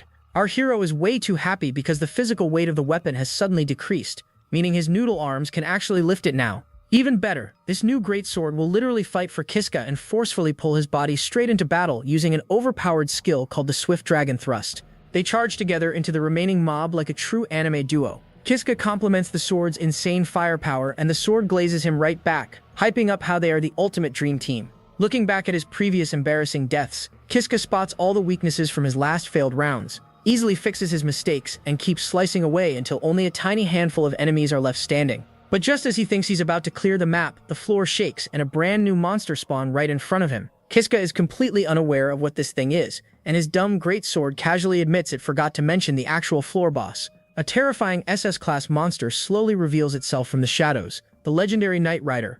Our protagonist's confidence vanishes instantly, and he is left doing some major mental coping all over again. Our boy Kiska looks at the giant boss and asks his sword if they can actually defeat this thing, but the weapon just tells him that it all depends on his own skills. It casually mentions how its last master got completely wrecked and died to this very boss, but hey, no biggie. Kiska scoffed, bragging that he is simply built different and is way better than the dead guy. Our protagonist honestly thinks he is a total Sigma male, believing he can handle the puppet sword arts way better than the previous owner. The sword just feeds right into his massive Delulu, and Kiska keeps believing in himself. He has fought plenty of battles using this puppet style, so he vows he won't get deleted by some ordinary enemy. The Knight Rider charges straight at Kiska, but our boy blocks the heavy attack. The boss still has his golden henchman by his side, so Kiska realizes he needs to clear out the trash first, deciding to take them all out in a single strike. Kiska unleashes his special attack, the wind-cutting scythe, spinning around like a broken Beyblade and chopping right through the extra guards. The sword is incredibly impressed and completely overhypes Kiska, sucking up to him like he's Megamind in this life. Kiska secretly thinks to himself that this is literally only his second time ever using this technique, so he's lucky his arms didn't fly off. Now that all the Undermen are defeated, the Knight Rider is the only one left. The giant boss charges and points his pole right at Kiska, who barely blocks it. This boss can cover a massive area with his long weapon, meaning defeating him is going to be a total nightmare. Kiska yells at the sword to use its auto movement to pull him closer to the enemy, but the boss easily mogs Kiska and blocks every single strike. At this rate, our protagonist is going to take a massive L and get sent straight back to the starting room. Kiska charges again but can't land a single hit. Desperate, Kiska tells the sword they need to risk it and use their secret overpowered technique. The sword gets super worried, warning him that he will literally die if he uses it. But Kiska, acting like a cool and nonchalant goat, replies that he has absolutely no problem with dying. Bro has already died 1,000,000 times in this dungeon, so what's one more? Kiska leaps high into the air with his blade ready, aiming to slice right through the enemy along with the enemy's spear. He triggers the Great Wheel Slash, cleanly dividing the boss in half until he falls right off his horse. Kiska has actually won. The screen flashes, giving him a mountain of points for killing the boss. The greatsword glazes Kiska even harder, totally sucking up to him, and asks if Kiska is finally going to level it up now. Kiska happily agrees since he just gained 1320 SP, deciding he'll use 700 points to upgrade the blade. The sword suddenly lights up, but instead of turning into a cooler sword, it expands and transforms into a fat, gross blob with sharp teeth. The greatsword is now a ruthless predator, as tall as Kiska himself. Our protagonist is completely shocked by this ugly new form, while the blob cheers that it finally achieved the body it always wanted. Kiska asks what the heck he's supposed to do with it now since it's not even a sword anymore. In response, the blob just opens its giant mouth and swallows Kiska whole. Our boy came all this way just to get backstabbed by his own weapon. A total real bro moment. The blob thanks Kiska for the meal and eats him, sending our protagonist right back to the beginning of the level once more. Bro seriously needs to pull himself together. Kiska sits on the cold floor with his hands on his head, completely depressed that his only companion just betrayed him. He tries to think of a backup plan, wondering if he should just stop using the sword entirely. Maybe he can win with his basic swordsmanship skills alone, or maybe he can just pick up a normal sword from one of the golden armor guards. But he knows none of that will work, because his noodle arms absolutely need the autonomous auto-fighting function of the parasitic blade. Kiska realizes he will just have to outsmart the great sword in the next run. He still can't believe the weapon would betray him like that after everything they went through. The sword clearly has zero respect for the bro code. The Kiska thinks hard and sets up a plan. He runs the loop again, meets the sword, fights the golden guards, and defeats the giant boss all over again. Suddenly, he's back in the exact moment where he made the mistake of leveling the sword up. This time our protagonist refuses to fall for the sword's dirty tricks and fake praises. When the sword asks Kiska to level him up, Kiska just gives it a cold look and tells the blade that he is absolutely not doing that, adding that he already knows about its secret plan to eat him. This completely pisses the sword off. Kiska successfully big-brained the weapon, and the sword snarls that our boy knows way too much. Kiska looks over at the defeated guards, thinking he can just pick up a random sword from the floor and abandon this trash weapon forever. But suddenly, the great sword flies up and holds itself right at Kiska's throat, mocking him and laughing that he's not nearly as smart as he thinks he is. Kiska is completely bamboozled. His brain cells short-circuited because he totally forgot the weapon can move on its own even without being leveled up. The sword mocks him harder, asking if Kiska wants to die right now by getting his throat slit or if he prefers to be eaten by the predator form later on, telling him the choice is his. Kiska shakes with pure fear, his brain running on emergency mode, as he asks if the sword is open for a negotiation. The sword tries to make a deal, saying it would be much wiser for Kiska to choose to be eaten later so the sword can at least level up its stats. Kiska asks if it is absolutely mandatory for him to be the one eaten, suggesting he can just find someone else for the great sword to feed on. The sword explains that only a human with a massive, unyielding will can help it achieve its goal of becoming human. Kiska immediately promises the sword that he knows people with those exact traits, secretly thinking of his high-level psycho friends, Judith and Aja, ready to throw them under the bus to save his own skin. The great sword presses against his neck and barks at Kiska to hurry the hell up and name the poor sucker he's going to feed it. Our hero stands there sweating bullets, racking his brain between Aja and Judith. Honestly, Aja seems like the absolute perfect candidate for a monster snack. Our boy has zero good memories with her, and she has been a massive pain in his butt,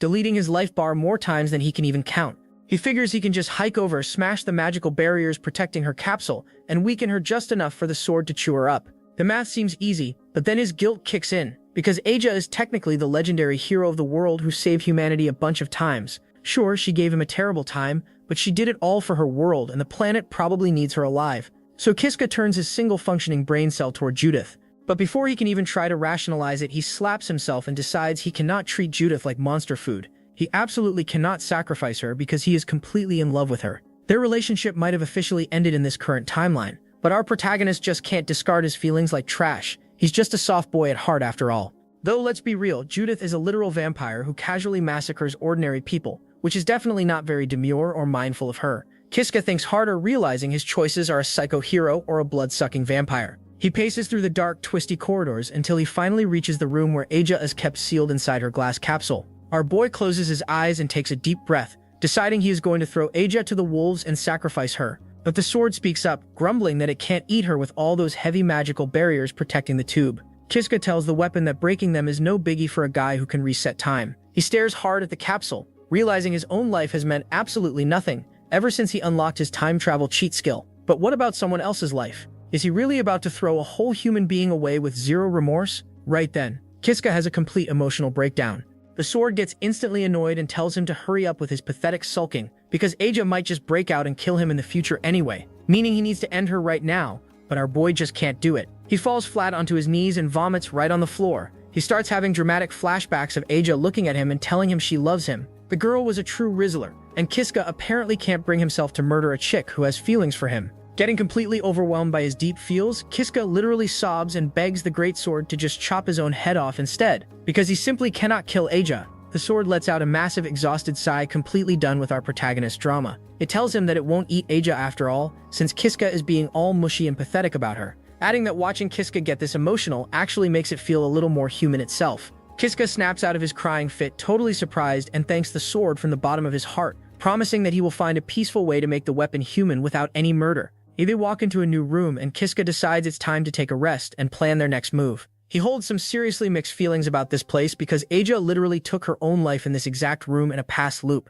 And Judith used to crash here too. But since the Vampire Queen doesn't live here anymore in this timeline, he figures he can rest safe. Kiska plops his tired butt onto the couch and places the living sword onto the coffee table. He asks the blade if there is really no other way for it to become a human, noting that eating a real person is a bit too much for his weak stomach, and suggests maybe it can achieve its dream by parasitizing some random dungeon monster instead. The sword scoffs, explaining that it has known its entire life that eating a high-will human is the only way to fulfill its wish. It reveals that all its previous masters were complete and utter idiots who couldn't level up its stats and died early like total noobs. Relying on those losers was completely unreliable, so it started to parasitize them out of spite. But even after doing that, all it could do was grow larger in size. It admits that absolutely no one has ever been able to handle its power properly except Kiska, which is the exact reason why the sword kept him alive instead of digesting him immediately. The weapon then asks why the heck Kiska even came to the Katarov dungeon in the first place. Our hero decides to fully trust the blade, and the two of them sit down for a whole dramatic heart-to-heart conversation. Kiska vents about how he's been through absolute hell, how his crops got ruined, how his girl got murdered, and how literally nobody in his village trusts his silver-haired self anymore. Hearing the sob story, the sword smirks and offers to just march into his hometown and eat every single villager for him. Kiska's eyes light up as he realizes the sword's hunger and his own thirst for revenge perfectly align like a match made in heaven. Our protagonist is incredibly happy to hear this, and they promise that starting tomorrow, they will officially escape this dungeon together.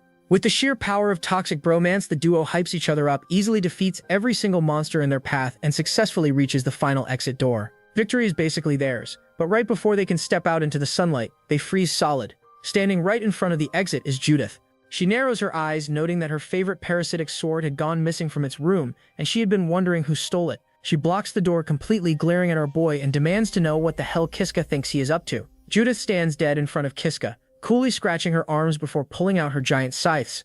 She declares that anyone stupid enough to mess with that parasitic sword cannot be allowed to leave this room alive. Kiska instantly thinks he's completely messed up. After suffering and dying for so long, now his prize reward is having to fight the absolute love of his life. The living weapon panics, whispering to Kiska that it can sense massive danger radiating from Judith and that she is way too powerful. Our boy quickly cooks up a desperate plan and drops into a deep bow right in front of the Vampire Queen. The sword gets annoyed, telling him to stop being a wimp and fight her since they can totally take her down together. But Kiska snaps at the weapon to shut its trap. He politely begs Judith to please just let them walk out of there. Surprisingly, Judith admits she likes his manners, because honestly, who doesn't love a respectful, humble king after all? Still, Judith refuses to let him leave, insisting that the parasite sword is just too dangerous for the outside world. Kiska tries to smooth-talk her, confidently convincing her that he actually has the blade under full control. Judith is genuinely shocked since no one in 1,000 years has ever been able to tame that parasitic freak, making our protagonist look like an absolute Chad. Judith actually believes his story. Ironically, she was the exact person who taught him how to tame the blade in past timelines, but her brain cells have no memory of it in this run. Judith decides to let Kiska pass just because he's such a well-mannered boy. But as our hero walks past her, the stupid sword ruins the vibe by calling her nasty things, muttering that she has a garbage personality and is way too arrogant. This completely pisses Judith off. The sword has some seriously trash manners, so she prepares her scythes and charges right at Kiska with pure anger. Kiska doesn't even try to fight, he just bolts, running away until he can lean against a safe wall to catch his breath. The sword looks at him confused, asking why the heck they didn't just fight her since she's really not all that powerful. Kiska groans, saying he's just happy she let them slip by because he has absolutely zero desire to swing a blade at her. The sword gets super nosy, demanding to know why he's being so soft. Kiska racks his brain for a fake answer because he obviously can't tell the weapon that in another timeline, Judith helped him grow as a person and slept in his bed. The sword smirks, teasing that maybe he's just secretly into dominant girls like her, sounding a little bit jealous. It really thinks it can girl boss, gatekeep, and gaslight him away from other women. Our hero starts walking again, focusing on their main goal. Together, they are going to defeat the final boss of this dungeon. They finally reach a brand new area that the sword admits it has never seen before. Right in the middle of the room sits a lonely treasure chest. Kiska struts up to it, telling his blade that this magical chest can grant him a random new power-up. Kiska pops the lid open and the Crystal of Wisdom slaps him with a new D-rank skill called Appraisal. Wanting to see what's under the hood, he tries using it on his greatsword, but a prompt tells him his level is way too low. Kiska remembers he has a fat stack of unused SP sitting around. He saves exactly 700 points to level up the greatsword later and dumps the rest into his new skill. Once Appraisal hits level 3, he casts it on the weapon again. A holographic screen pops up, but it only tells him stuff he already knows, making him realize this skill is currently about as useful as a solar-powered flashlight in a dark cave. The sword asks what he's blabbering about over there, so Kiska sighs, explaining that he used his new power but it didn't reveal anything new. The sword bursts out laughing, teasing him, and calling him a total pervert for trying to peep on a beautiful girl's stats. Kiska completely freezes in his tracks. The living sword he's been using this whole time is actually a girl? The sword giggles, telling him that she will gladly show him how beautiful she really is one day in the future. Our boy is left scratching his head, wondering what kind of wild person she would actually turn into. Finally, he walks up and stands right in front of the giant boss door. The sword asks if his knees are shaking and if he's nervous, casually making fun of him before cheering him on. Kiska chuckles, thinking this weapon is an absolute oddball, but he genuinely thanks her anyway, admitting that without her auto-fight help, his weak self would have never been able to make it this deep into the dungeon. The sword snorts, telling him to save all that cheesy, sappy talk for later because they have a massive dungeon boss to destroy first. Kiska nods, looking through the door where the final boss waits, a god-tier SS-rank giant centipede. Kiska readies his living sword once again, quickly activating his new appraisal skill to scan for any weaknesses on the giant centipede. The screen warns him that the monster can spray deadly venom from miles away, meaning a single drop of that toxic juice would instantly mean game over for Kiska. Right on cue, the centipede spits a massive glob of acid, and Kiska barely matrix dodges the poison, using the greatsword's built-in jump boost to fly out of the danger zone. Spying what looks like a tiny opening, our protagonist charges forward full speed, but the centipede's armored skin is way too tough, and Kiska's blade just bounces off like a plastic fork hitting a brick wall. The monster casually swats him away, sending him flying. Kiska rolls backward and tries attacking again, but the centipede slaps him hard with its massive tail, and our boy almost gets squashed flat like a cockroach on a busy sidewalk. The sword panics, asking if Kiska is even okay after taking that hit, and he groans back that he's barely holding on. Desperate to do some actual damage, Kiska tries triggering their secret overpowered technique again, praying to the gaming gods that it finally hurts the giant bug. It does not. He simply bounces off its shell all over again. Kiska is completely shook, realizing this stupid centipede is totally immune to his physical attacks.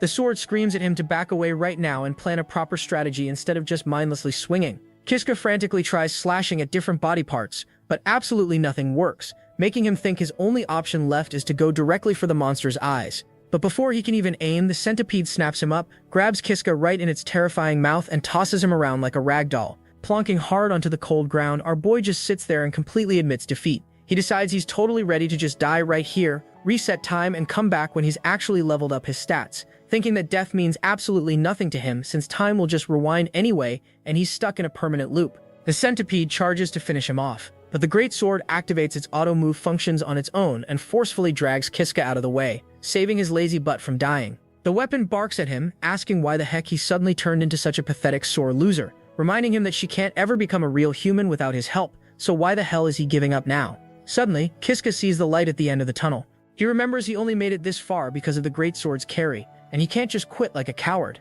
He realizes that while his own body will stay the exact same every time he dies, this specific talking sword will be completely different or forget him in a new lifetime, meaning the promise he made to make her human can only be fulfilled in this exact run.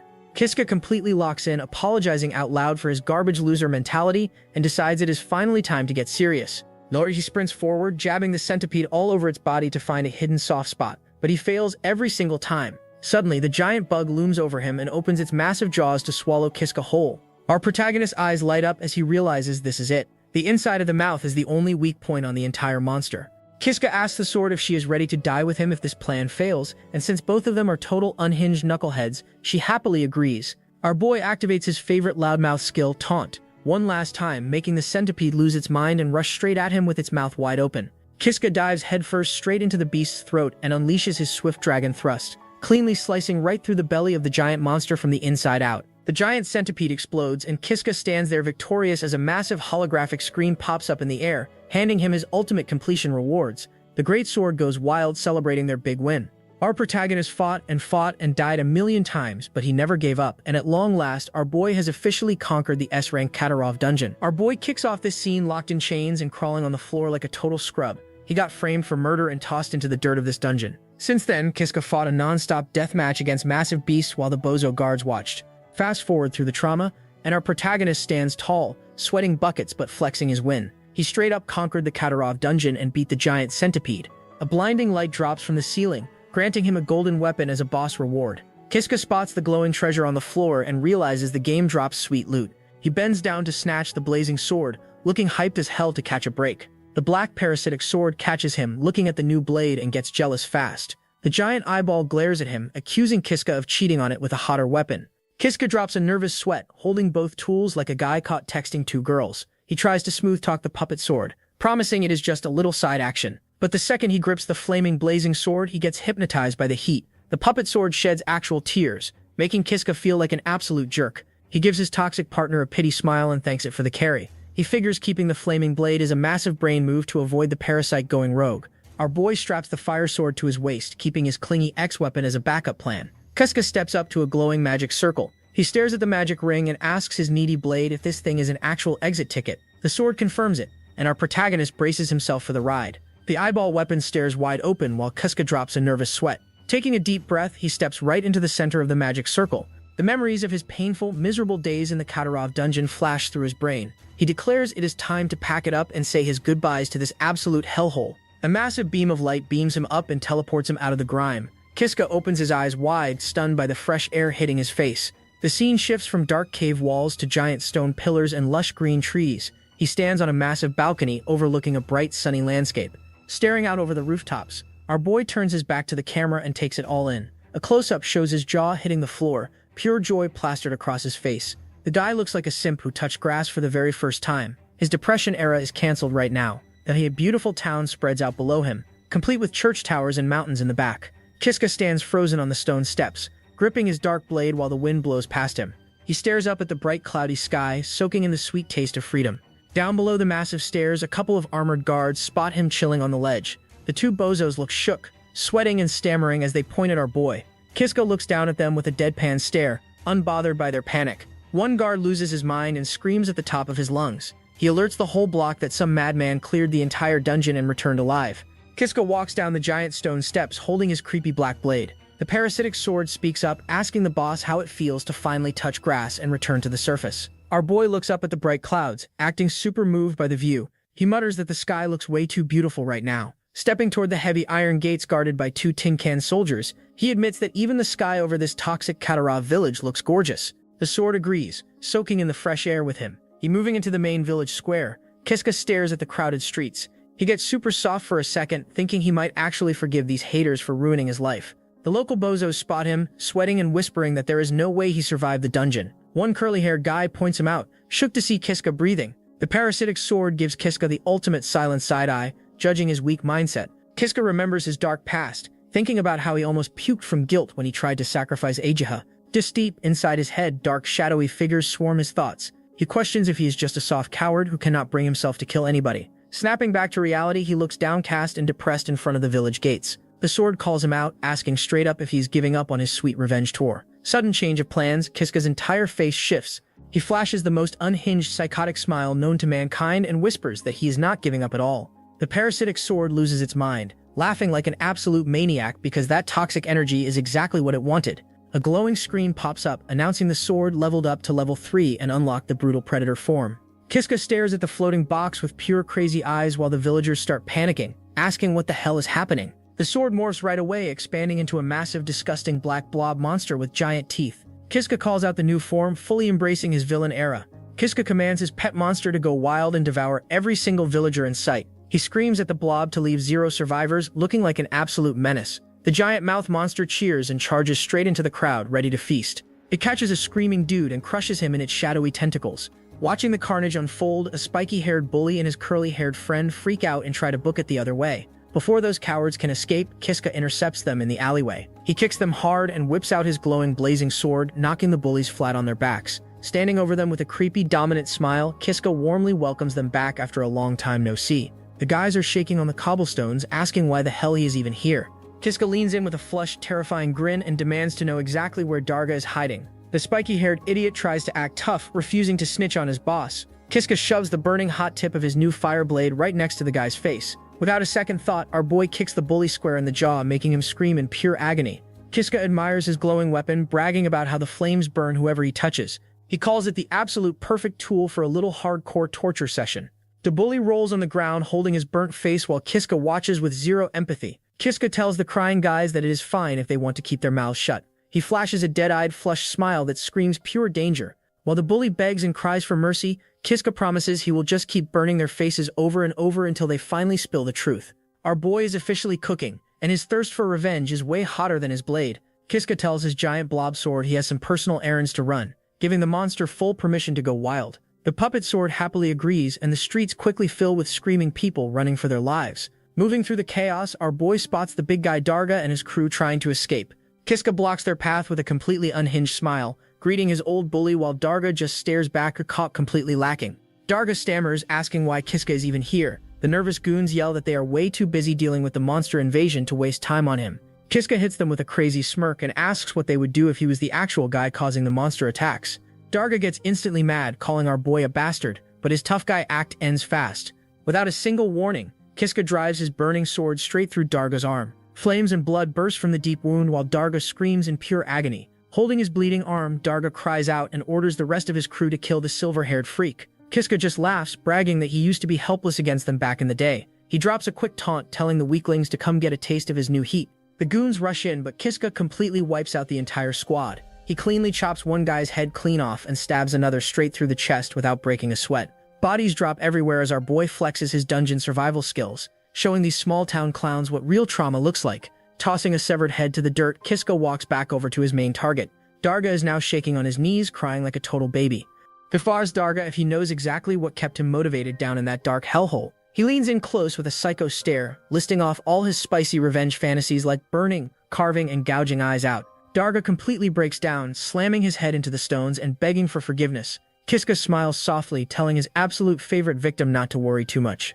Getting right in Darga's face, our boy promises he won't give him an easy death, vowing to end his life in the absolute worst way possible. Meanwhile, outside the buildings, the village streets turn into total chaos. The monster sword is acting like a giant shadow blob chasing random people down the road. It whips out its thick black tentacles and grabs a crying man around the waist while his friends run away screaming. The blob monster shoves the struggling man straight into its massive mouth, biting down hard while blood splatters everywhere. Sitting on the street, the monster licks its lips and casually burps, finding the meal completely delicious.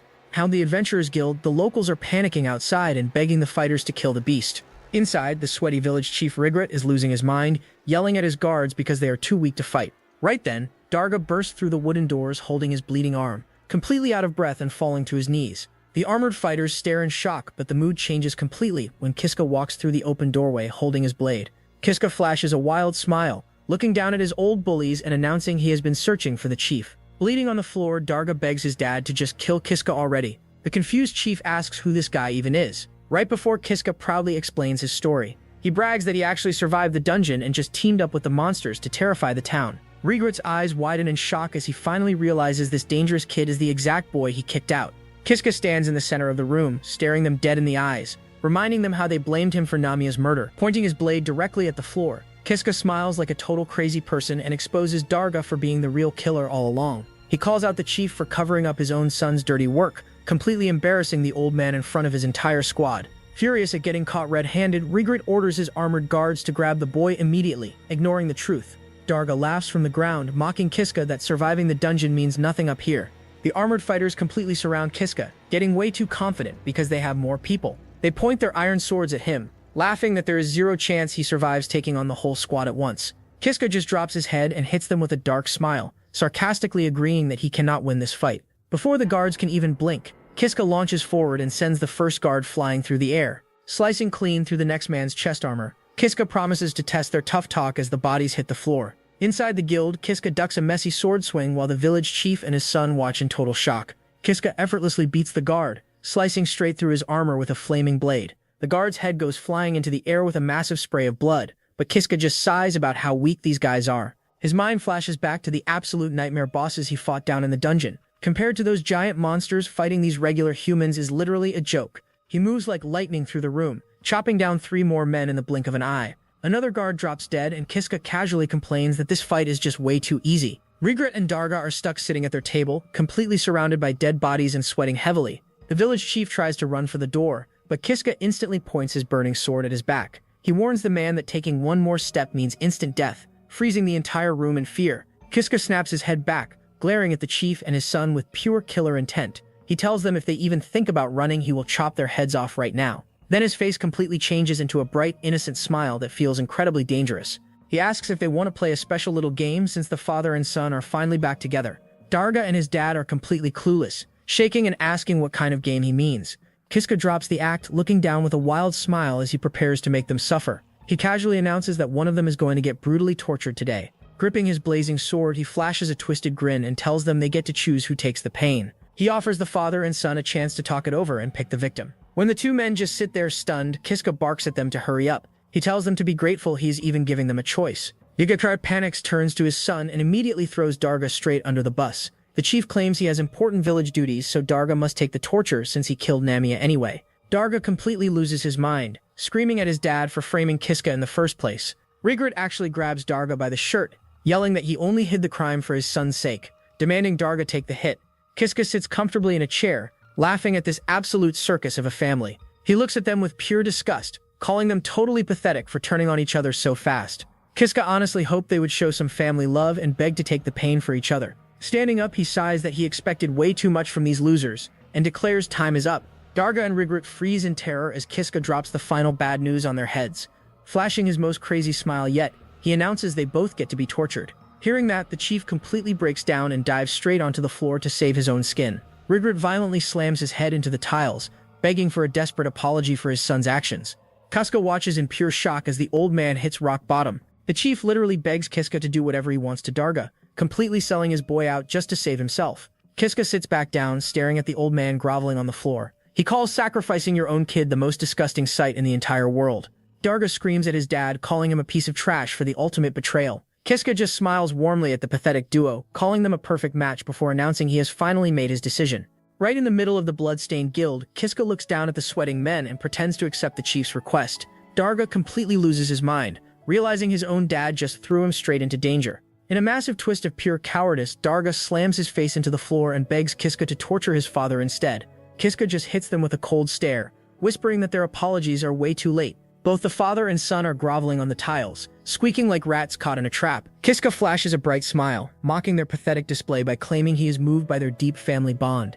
He tells the two losers to raise their heads while tossing a couple of basic iron swords right onto the floor. He sets a trap, ordering the father and son to pick up the blades and fight each other to the death. To make it interesting, Kiska promises the winner will skip the torture entirely and walk away with a special prize. Without wasting a single second, the chief and Darga start swinging at each other like wild animals. Darga lands a nasty stab right into his dad's arm, proving these guys have absolutely zero loyalty when their own lives are on the line. Kiska casually sits back in a wooden chair, enjoying the front row seat to this messy family fight. He smiles warmly, glad that these two are such terrible people, watching a father and son try to murder each other to survive.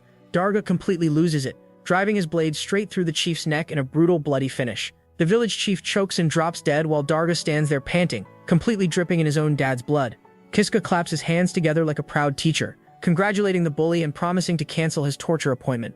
Darga lets out a huge sigh of relief, breaking into a sweaty smile as he asks if he is finally forgiven. But Kiska instantly hits him with a total plot twist, pulling out his blazing sword for the real prize. Kiska announces that Darga's true reward for winning the family deathmatch is a one-on-one duel with him. Darga completely freezes up, crying that he has zero chance of winning before desperately trying to apologize again. Kiska drops his fake smile, looking dead inside as he lists off a lifetime of trauma and daily beatdowns just because of his silver hair. The mood gets completely dark when Kiska brings up his murdered girlfriend Namiya, blaming Darga for taking away his absolute favorite person. Darga cries ugly tears, blaming the heat of the moment, but Kiska just smiles, admitting he was actually excited to see Darga fight today. With zero hesitation left, Kiska swings his burning blade and slices Darga wide open, screaming that he finally gets to finish the trash himself. Hanyui, Kiska swings his burning blade and rips a brutal cut right through Darga. Thick blood explodes directly out of the man's body. Kiska does not hold back a single drop of his deep hate. Darga gets completely split wide open in a savage strike. Kiska stares down with the coldest, most dead eyes. He watches the trash get taken out as Darga's ruined body hits the stone floor, completely chopped in half. Blood sprays across the room like a horror movie scene. Trishing focus back to the whole room, Kiska stands alone, surrounded by the defeated guild members. A glowing, sweet vision of his dead girlfriend Namiya flashes in his mind with a bright smile. Kiska actually sheds a single tear for his lost girl. He whispers softly that his revenge is finally over and he has properly avenged her. Suddenly, a massive, deafening roar completely shakes the wooden walls of the guild building. Kiska snaps out of his deep feelings and gets instantly shocked by the crazy noise.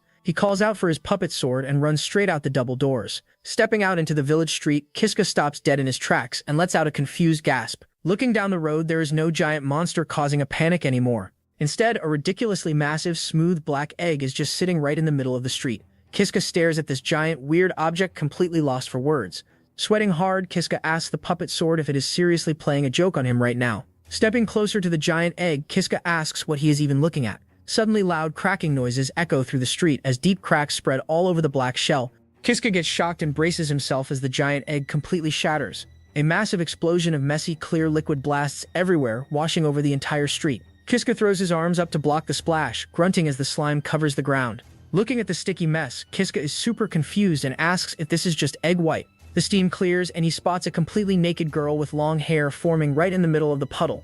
She is sitting on her knees, completely exposed in all that sticky white slime. Kiska stares wide-eyed at her body, dropping a massive sweat drop as he realizes who this actually is. He stammers out, calling her the puppet sword, totally shocked by her new human form. Total Kiska breaks into a huge smile, happy that his weapon actually achieved her dream. He happily tells her she finally became a real human after all their hard work. The naked girl looks at her own bare hands and lets out a massive sigh of relief, thanking goodness it actually worked. But a second later, she looks down at her body and her face completely drops. She stutters in pure confusion, realizing something is totally wrong with her new body. The half of her beautiful face is covered in gross, crusty monster skin, with a creepy yellow eye staring blankly. A disgusting, fleshy monster arm with sharp spikes and another giant eyeball is growing right out of her shoulder. She looks completely horrified, her normal eye wide with pure terror at her own reflection. Kiska stands there frozen, his pupils shrinking as he stares at the completely ruined transformation. The girl completely loses it, screaming no over and over while grabbing her head in pure panic. She cries that she just wanted to be a normal human, absolutely devastated that she looks like a total freak. Tears stream down her messed up face as she begs Kiska to kill her right then and there. Kiska yells back at her to stop saying such stupid things, refusing to kill her. He calls out her name, completely desperate to calm his weapon down before she totally loses her mind. Tall, standing in the street, Kiska looks at the half-monster girl and tries to comfort her. He shouts that she is his partner and he does not care about her scary looks. The girl cries out her good eye, begging to know if he can love a freak like her. Kiska smiles bright and screams that he can love her, making her cry happy tears. The sword girl sobs with a huge smile, thanking her master for being a true friend. Right when things get sweet, a creepy little black blob pops up out of nowhere. Kiska freezes as massive, wet black tentacles drop straight down from the sky. Sitting in that sticky puddle, the girl hits him with a heartbreaking look. She smiles sadly and tells him that he is a liar. Tunkup. Kiska is completely stunned as his eyes bulge right out of his skull. The nasty black blob covers her body, swallowing her up in thick, dark slime. He screams for his puppet sword in pure panic, while the tentacles drag her deep into the darkness. The massive blob explodes and thrashes across the street, while Kiska yells his lungs out. The scene shifts away from the madness to a quiet, peaceful view of the village rooftops. The scene shifts to a bright, quiet graveyard sitting high up on a beautiful cliff. Kiska drops down on one knee right in front of a heavy stone grave, feeling incredibly sad. He smiles softly at the headstone, whispering to Namiya that he finished her revenge tour. He admits she was the only decent person in that entire awful village. He looks down at the dirt and confesses that she was his entire world. Kiska keeps pouring his heart out, talking about how he risked his whole life escaping that terrible dungeon. He admits he died an embarrassing amount of times trying to break out. He smiles, talking about the weird new bestie he picked up in the dark. A quick memory shows the ugly one-eyed weapon floating next to him, while Kiska explains her dream to become human.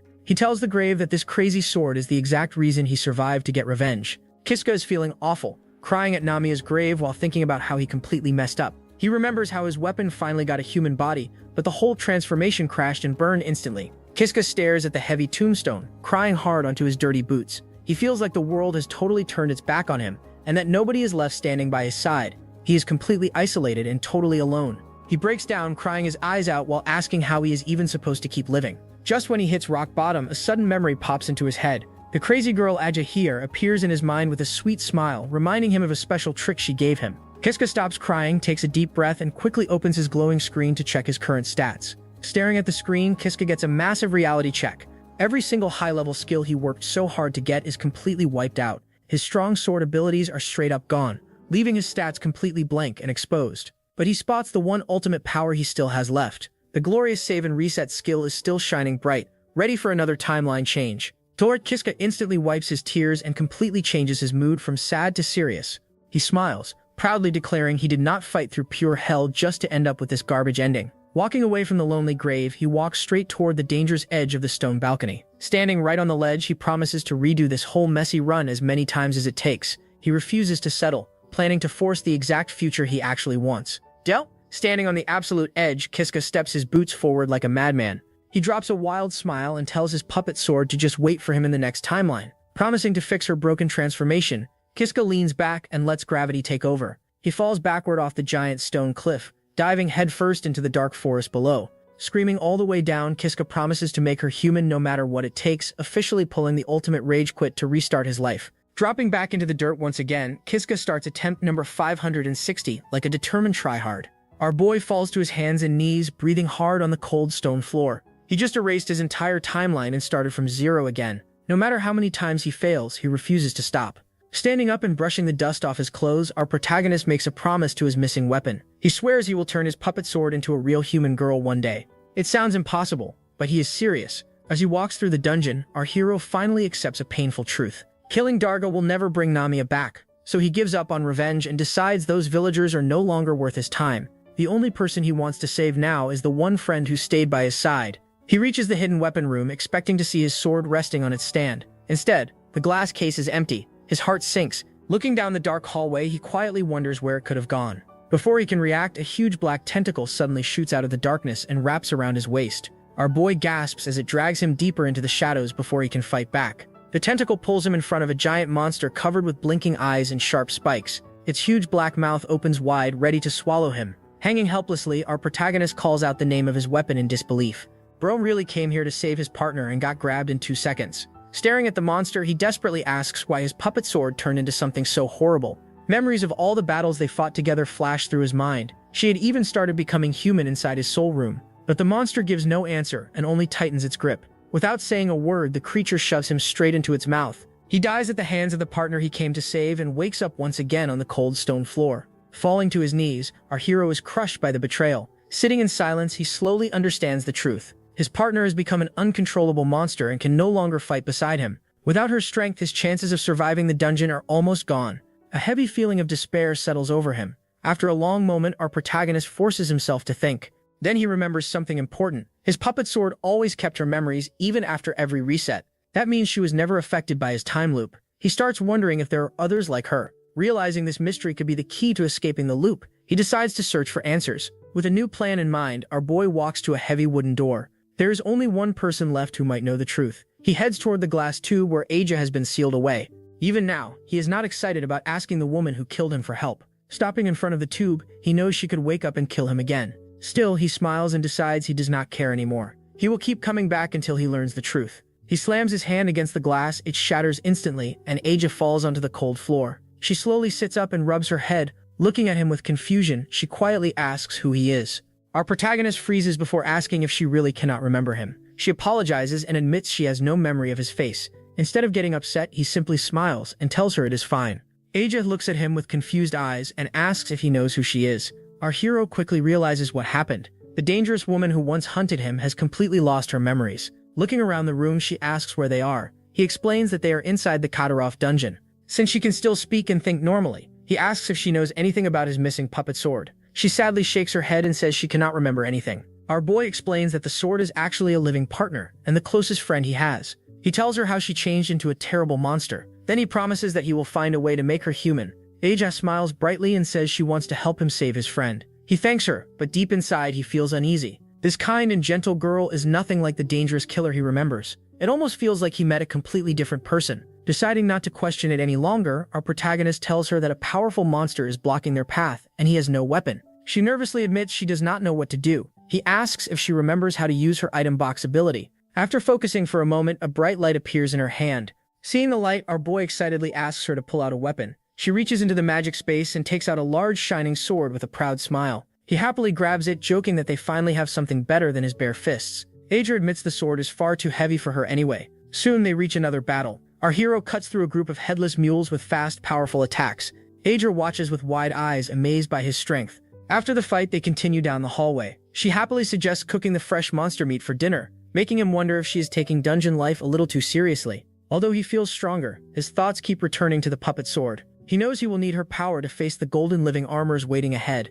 Then he remembers someone who might know the truth. Stopping his companion, he says they need to visit one more person. He warns Aja that the person they are about to meet is difficult and likes to stay in control. She nods and promises to stay quiet. Together they walk up to a pair of heavy doors covered with glowing magic circles. Our boy takes a deep breath before stepping inside. The room is calm and elegant. Sitting at a table with a cup of tea is the ancient vampire queen Judith. She looks at the two visitors before her eyes settle on the confused girl. A small smile appears on her face as she calmly calls Eiji by name, showing that she recognizes the legendary hero immediately. Kokiska and Eiji kneel before the vampire queen while Judith calmly drinks her tea. Our boy explains that his puppet sword has changed into a terrifying monster. Judith quietly sets down her cup and says the problem sounds familiar. She admits she may know how to fix it. Both visitors stare at her in shock, surprised that she is actually willing to help. Leaning forward, our protagonist eagerly asks if she really knows a way to change the sword back. Judith smiles with quiet confidence and reminds them she has lived for more than 1,000 years. She explains that the puppet sword belongs to the parasitic series, a group of cursed weapons she has seen many times before. As she speaks, Kiska and Eiji listen closely, afraid to miss a single word. The vampire queen explains that these weapons give their owners great power, but they often take control in the end. A few strong people manage to master them, but most were consumed by the curse.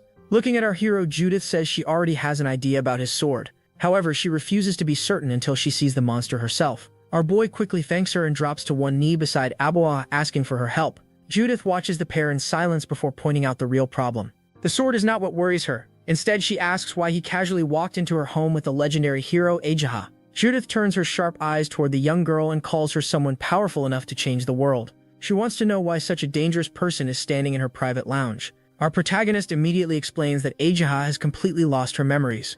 While he nervously speaks, the girl simply sits there looking confused. He remembers Judith once telling him how she had spent her long life being hunted. Our boy understands why she finds it difficult to trust powerful strangers.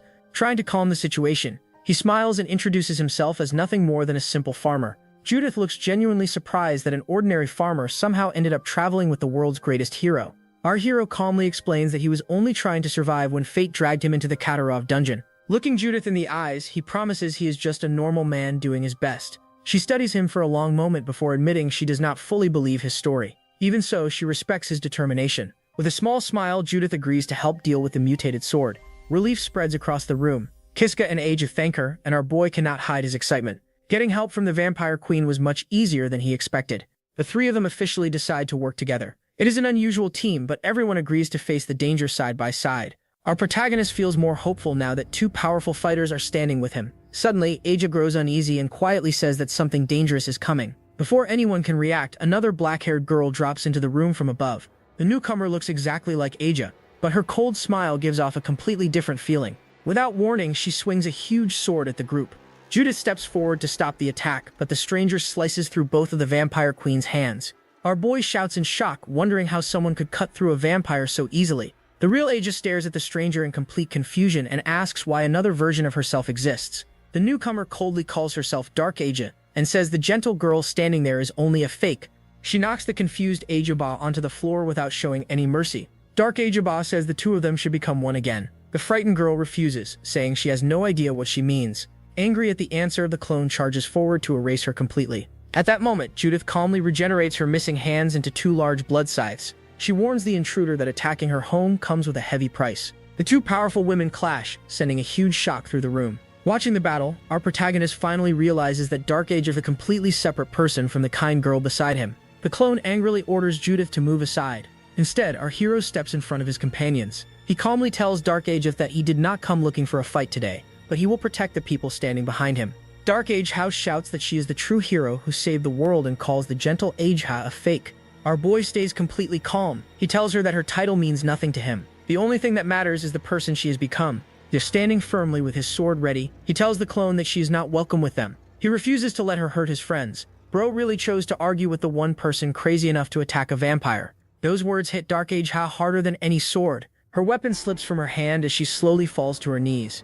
Tears begin running down her face while she admits that, even after saving the entire world, nobody ever truly loved her. The clone breaks down completely, crying louder with every second. All her pride disappears as years of pain finally come pouring out. Our boy Judith and the real Eiji stand in silence, watching the heartbreaking scene. Through her tears, Dark Eiji says she regrets saving the world, and wishes everything would simply disappear. Raising one empty hand into the air, she speaks a single word: reset. In that instant, she tries to erase the entire timeline and destroy the world itself. Shifting to a sunny afternoon outside the local Adventurers Guild, Kiska sits quietly at a wooden table. Our boy takes a long sip from his mug, looking completely unbothered while chilling in the tavern with his hot meat. He drops a wild truth bomb, casually noting that he is currently hanging out in Katarov village. The absolute madman smirks, revealing that he somehow landed exactly 100 years in the past.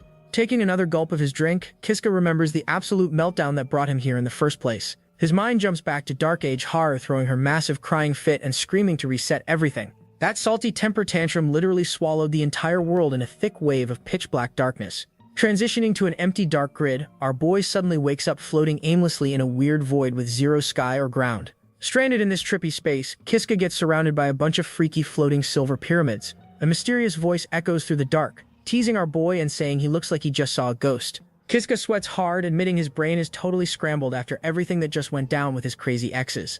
The voice just laughs, thanking our protagonist for putting on such a highly entertaining, scandalous show. Getting totally annoyed by the disrespect, Kiska barks at the voice and demands to know exactly who they are. The floating shapes declare themselves as the ultimate observer of the world, keeping eyes on all the dirty secrets. They drop some heavy lore explaining this dark grid is literally the graveyard of a ruined planet. Kiska connects the dots, realizing Dark Age Haiti managed to rewrite causality and completely delete their entire reality. The observer explains our boy only survived the wipeout because he exists completely outside the normal flow of time. Kiska looks at his hands, wondering how his squishy self is still breathing in a deleted universe. He honestly has zero clue what causality even means. His brain currently running on empty fumes, but he figures his dirty little save and reset trick is the only thing keeping his consciousness alive right now. The floating shapes suddenly interrupt his thoughts to drop a massive heavy offer onto the table. They ask Kiska straight up if he desperately wants to save Ajeha from her messy toxic fate. Our boy looks completely shook as the observer claims she is the absolute key to fixing this broken reality. They promise that saving her is the only way to revive the planet and bring everything back to normal. Kiska stares into the void, realizing this whole toxic roller coaster started the exact second he met that girl. He thinks about her weird connection to the dark clone and those salty tears that literally ended the world. Our protagonist admits he still has absolutely no idea who his crazy waifu actually is, deep down, but he completely locks in, ready to risk it all if she is truly the key to bringing his world back. Kiska is chilling at the guild bar in Katarov village, casually sipping a drink like he owns the place. The scene cuts to him revealing he is currently living in the past, a full 100 years before his original timeline. He is just trying to survive while keeping his identity on the down low. Suddenly, the guild staff spots him and starts blowing up his spot, announcing that the platinum-ranked adventurer who cleared the infamous dungeon is sitting right there. Our boy just sighs, knowing his quiet lunch is officially cancelled. A busty blonde knight struts over to his table, looking super annoyed that he did not just step forward immediately. Kiska tries to play it cool, stammering that he was just in a huge hurry to get his food. She is not having any of his weak excuses, grabbing him by the arm and forcefully dragging him across the floor. Our boy looks completely traumatized, wondering why this female knight has such insane grip strength. He gets hauled straight out of the guild hall while the rest of the room watches in total silence. They arrive at the heavy, ominous entrance of the Katarov dungeon, where a whole squad of adventurers is waiting. The blonde knight introduces Kiska as the man who cleared this death trap, hoping to get some free expert advice. A tall blonde woman with a ponytail, Canaria, steps forward to greet the group, checking our boy out with a skeptical look. She is clearly not sold on his vibes, muttering that he looks way too soft and weak to be a real dungeon-clearing legend.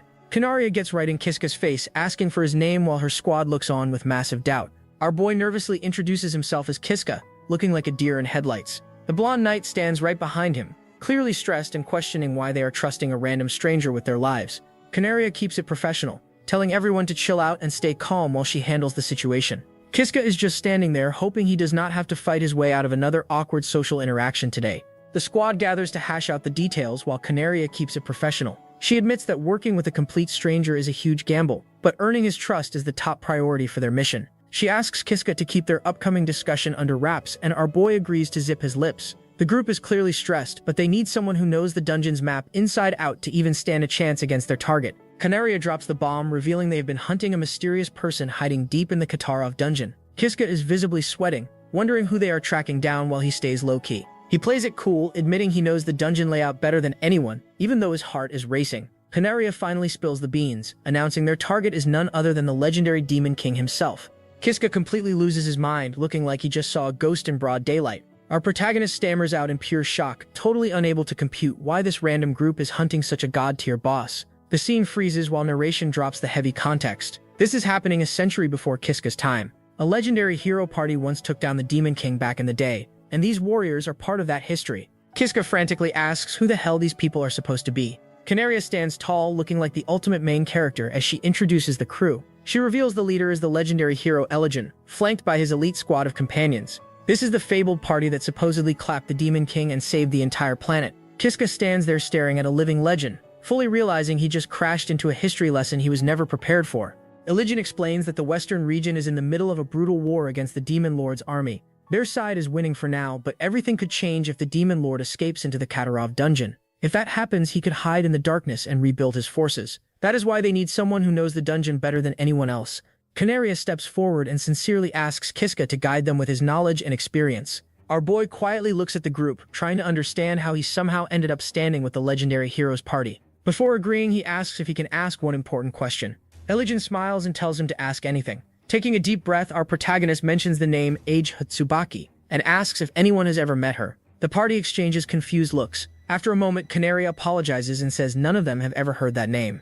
Our hero hides his disappointment behind a small smile, but he quickly realizes this famous party might still help him. Looking back at the group, he offers a deal. He promises to guide them through the dungeon and help defeat the Demon Lord. In return, he asks them to use their influence to help him find a Jiha after the mission. Elijin happily accepts without hesitation.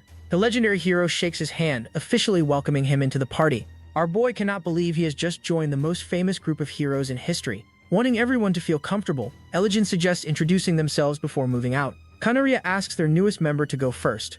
Kiska scratches the back of his neck and introduces himself as a simple swordsman and adventurer. He also admits his only special skill is taunt, which mostly makes monsters focus on him. The group immediately agrees that he will make a great frontline fighter. Next, Elijin introduces himself as Elijin Rastarna, the current legendary hero. He calmly reveals that he holds a master rank and is ranked 7th among the strongest people in the world. Our protagonist is stunned. He remembers reading about this very man in history books from 100 years in the future. The group also explains that Elijin is the first prince of the kingdom of Frastarna.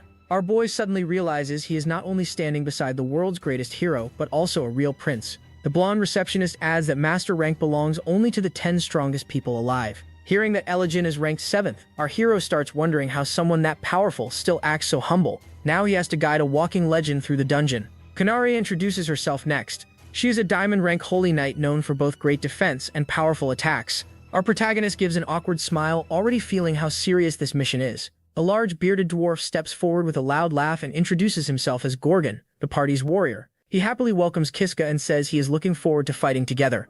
Our boy thanks him and says the honor is his. Gorgon laughs again and jokes that every member of the party is a little strange in their own way. Looking around, our protagonist notices a quiet man wearing a dark hood. He politely greets him, but the man Nock stays completely silent. Our boy scratches his head and quietly thinks Gorgon was probably telling the truth. This really is an unusual group. Thinking everyone has finished, he suddenly hears Canaria clear her throat. Smiling, she points toward the smallest member of the party, whom he completely failed to notice.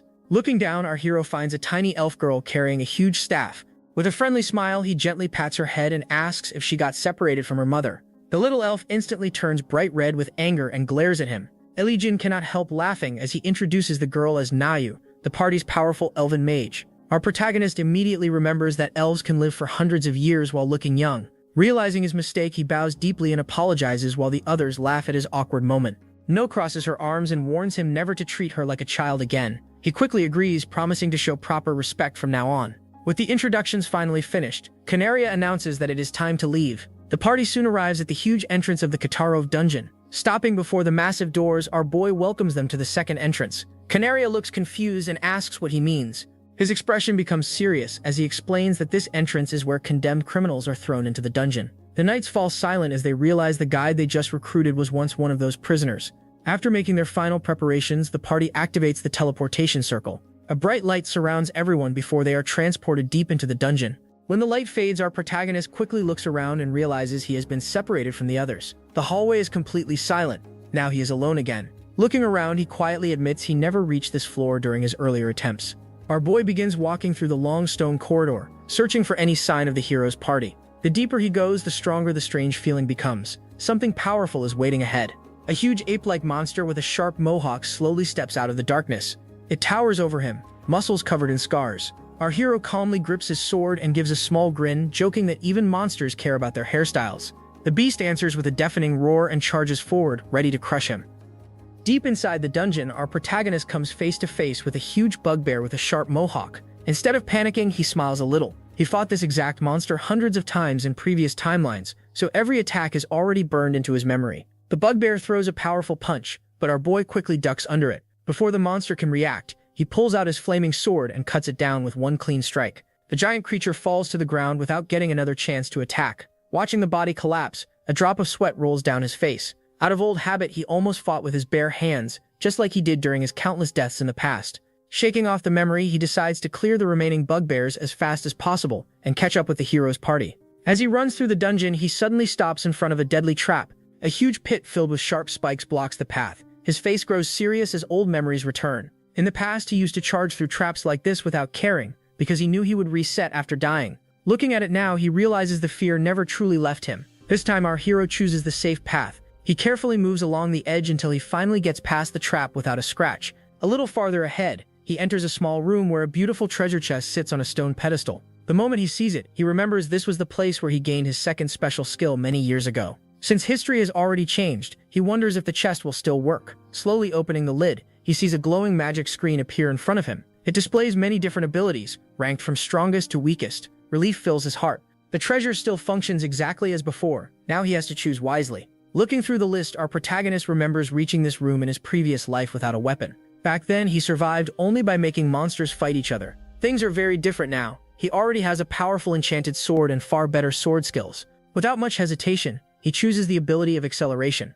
He remembers the monsters that killed him again and again during his past journey. This skill will finally let him fight them on equal footing. Wanting to test it immediately, our boy heads straight toward another group of bugbears. Smiling confidently, he quietly says it is time to see what his new skill can really do. The moment acceleration activates, everything changes. Only seconds later, pieces of defeated bugbears cover the floor. Standing among them, our hero stares in disbelief. He quietly wonders if these monsters were always this weak. Looking down at the flaming sword in his hand, he finally understands the truth. It is not only the new skill, the combination of the enchanted weapon, his experience and acceleration has made him far stronger than ever before. Just then, a hidden stone passage slowly opens nearby. A confident smile appears on his face. The monsters in this part of the dungeon are no longer a serious threat. Even so, he reminds himself not to lose focus. His real goal is not clearing monsters. The Demon Lord is still waiting somewhere ahead.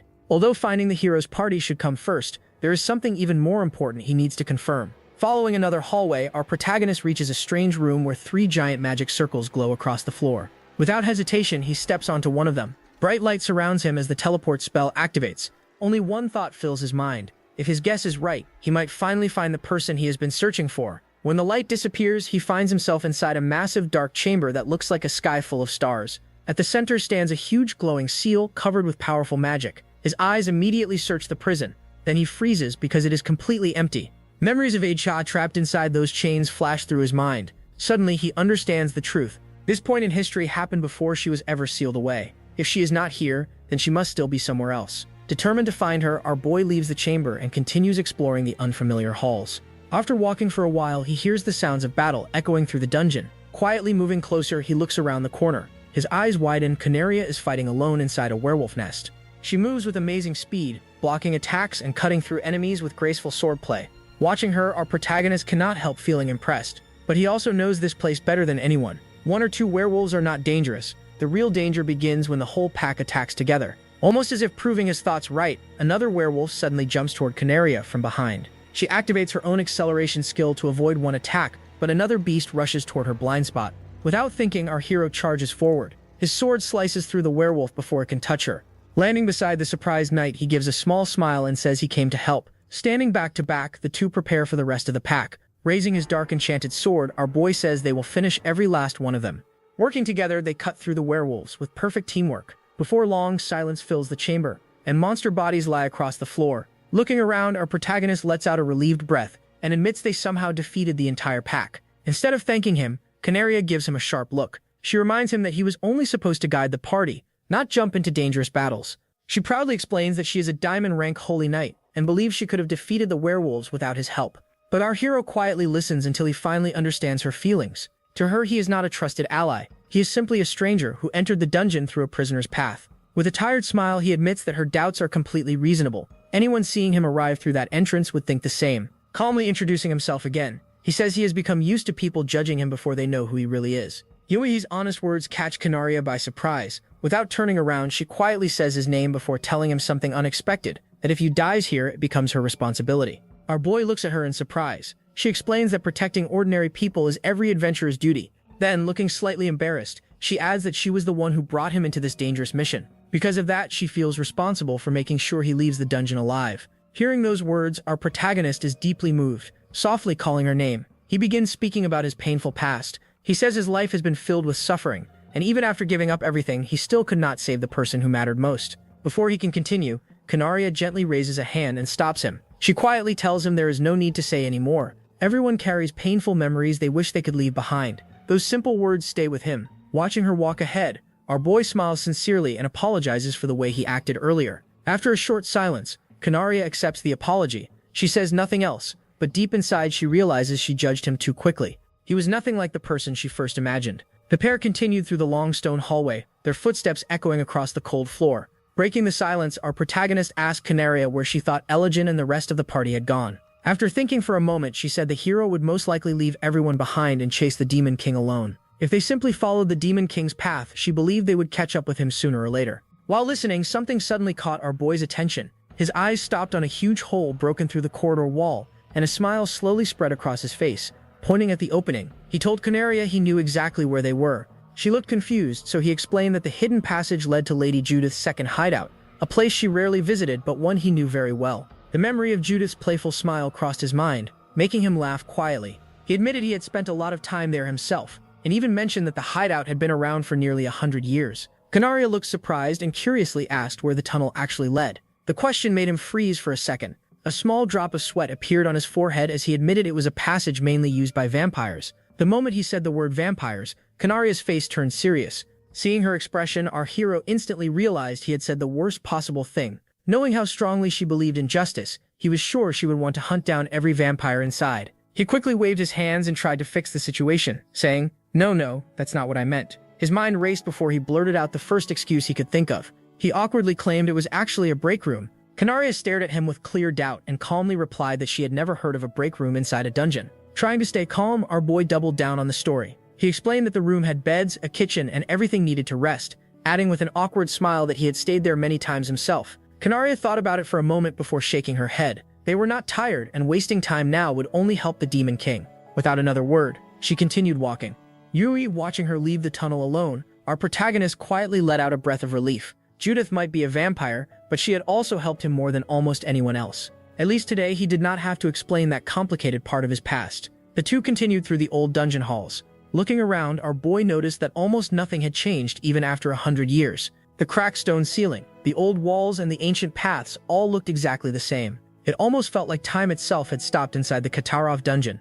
After a while, he asked Kanaria why she believed the Demon King had chosen this place to hide. She explained that during the battle at Arian, Eligen had badly injured the Demon King. In her opinion, it escaped into the dungeon to recover, but healing was probably not its only goal. Kanaria believed the Demon King wanted to hunt the powerful dungeon bosses and eat them to steal their strength. Hearing that shocked our hero. If she was right, then every minute mattered. He immediately suggested rushing straight to the boss rooms so they could stop either the Demon King or Eligen before it was too late. Kanaria agreed with the plan but warned him not to underestimate what waited ahead. They could easily run into the Demon King itself. Even so, our protagonist nodded without hesitation. Whatever stood in their way, they had no choice but to face it. Their conversation ended when they reached a huge reinforced stone gate. Suddenly, loud crashing sounds echoed from the other side. The moment he heard them, our boy's eyes widened as he recognized the place. This was the golem's chamber, and someone was already fighting inside. Both of them rushed to the doors and pushed with all their strength, but the heavy gate would not move. As they struggled, countless thoughts filled his mind. Was Eligen already inside? Had the Demon King arrived first? No matter how hard they pushed, the magical seal refused to break. No, Kanaria quickly realized the same thing. The room would stay locked until the battle ended. Then, without warning, the sounds of fighting stopped. Silence filled the hallway. She suggested trying the door one more time, and this time the seal was gone. The giant doors slowly opened. The sight inside left both of them speechless. The enormous stone golem had been completely destroyed, its broken body scattered across the room. Sitting calmly on top of the rubble was Eligen, resting his sword across his lap as if nothing had happened. Not a single scratch could be seen on him. Both of them called out Eligen's name at the same time. Kanaria hurried over and quickly asked if he was hurt. The hero simply laughed and replied that he had not even been scratched. He admitted he was just glad the Demon King had not reached the golem before him. Yet our protagonist could only stare in amazement. He remembered how Aja had struggled so much against this same monster, yet Eligen defeated it alone without any injuries. It was another reminder of why people called him the legendary hero. Without wasting time, Eligen turned back to the mission and asked whether the dungeon continued beyond this room. He also wanted to know if more boss chambers still remained. Our boy confidently answered that there were 2 left. The next one belonged to the Griffin, and after that came the giant centipede's chamber. His detailed knowledge impressed Eligen, who smiled and said trusting him had clearly been the right choice. At that moment, another memory returned. Judith had once said the giant centipede only moved into this dungeon about 50 years later. That meant history had not reached that point yet, and the final boss might be something completely different. Realizing the danger, Eligen immediately declared that they had to defeat every remaining boss before the Demon King could consume them. Turning to our protagonist, he reminded him that everyone was now depending on his guidance. Our hero accepted the responsibility without hesitation. A short time later, the three entered the next boss room. They all stopped at once. The giant chamber was completely empty. Dark blood covered the stone floor, and loose feathers were scattered everywhere. Looking around, our boy quietly said the only thing that made sense. The griffin was gone. Eligen instantly understood what had happened. He admitted he had underestimated the Demon King's speed. Even in such a huge dungeon, it had already found another boss. The griffin had not escaped. It had already been eaten. Without wasting another second, Eligen asked where the final boss was located. Keeping a serious face, our protagonist explained that the last chamber was at the deepest point of the dungeon. His answer surprised both Eligen and Canaria. They realized the final battle was much closer than they expected. The hero quickly pushed aside the surprise and ordered him to lead the way immediately. Our boy clenched his fist and started moving. As they hurried through the halls, he asked if it was really wise to continue without regrouping. What about Kano, Nayo, and Noka? Should they not find the others first? Eligen looked back with complete confidence and calmly answered that there was no time. Waiting would only make things worse. When the moment came, he intended to face the Demon King himself, because that responsibility belonged to the hero alone. Canaria added that Eligen's attacks were so powerful that fighting beside him could actually put everyone else in danger. Hearing that, our protagonist finally understood their decision. The smaller group continued deeper into the dungeon without slowing down. Along the way, they passed another beautiful treasure chest, but its lid was already open. Looking inside, our boy realized the Crystal of Wisdom had already been taken. There was nothing left to do except keep moving toward the huge doors waiting at the end of the corridor. Stopping before the entrance, he quietly announced that they had reached the final boss chamber. Anxiety appeared on Canaria's face, but Eligen stayed completely calm. Looking at the giant doors covered with crescent-shaped symbols, our protagonist slowly took a deep breath. Beyond them waited either the monster he remembered or the Demon King itself. Eligen gave a calm nod. Our boy answered with firm determination, saying, "Let's go." The giant doors slowly opened, revealing a huge throne room. The sight inside froze all three of them. Sitting comfortably on a massive throne was the Demon King, casually eating the remains of what looked like the dungeon's final boss. Our protagonist stared in horror as the truth hit him. The monster they had rushed here to save had already become the Demon King's meal. While both he and Canaria stood in shock, Eligen remained completely calm. A small confident smile appeared on his face as he casually asked the Demon King how the final boss tasted. The Demon King paused in the middle of another bite and slowly looked toward the hero. Without the slightest concern, it simply replied that it was nothing special. Inside the huge throne room, Eligen stepped forward to face the Demon King. Zorga. A confident smile rested on the hero's face as bright holy energy gathered in his hand and flowed into his sacred sword. Without a moment of doubt, he declared that their long war would finally end here. Standing behind him, our protagonist and Canaria quietly got ready for whatever was coming next. Though the Demon King slowly stood up from his throne, revealing his massive body, towering over everyone, Zorga gripped the giant black weapon in his hand and laughed. He casually said that his last meal had not tasted very good, but it had given him incredible power. Then his eyes landed on our boy. Smiling even wider, he welcomed him and joked that Kiska had saved him the trouble of hunting him down himself. The Mihawaro could only stare upward in silence. The monster was far bigger than he had imagined. For a brief moment, he honestly wondered if even Eligen had enough strength to defeat someone like this. Before anyone could react, Zorga grabbed his sword and rushed forward with unbelievable speed. Seeing the attack, Eligen warned Kiska to stay sharp, while Canaria also shouted for him not to lose focus. The hero instantly answered with one of the Holy Sword style's strongest moves, sending out a shining crescent slash. Zorga met it with a dark sword technique of his own. Holy light and black energy crashed together, and the explosion shook the entire throne room. Watching from behind, our protagonist could hardly believe his eyes. Neither attack had won. Both powers were so overwhelming that they completely canceled each other out. A second later, the battle started again without giving anyone time to breathe. Zorga laughed and called Eligen nothing more than an annoying insect. Instead of getting angry, the hero smiled back and calmly replied that he was only getting started. Their swords clashed again and again, sending sparks flying across the room as neither side backed down. Then one of Zorga's huge attacks missed its target. The slash flew straight toward our boy. Canaria instantly screamed for him to move. Without thinking, he jumped aside just before the attack destroyed the ground where he had been standing. Breathing hard, our hero quickly stood back up. Canaria rushed over with worried eyes and asked if he was hurt.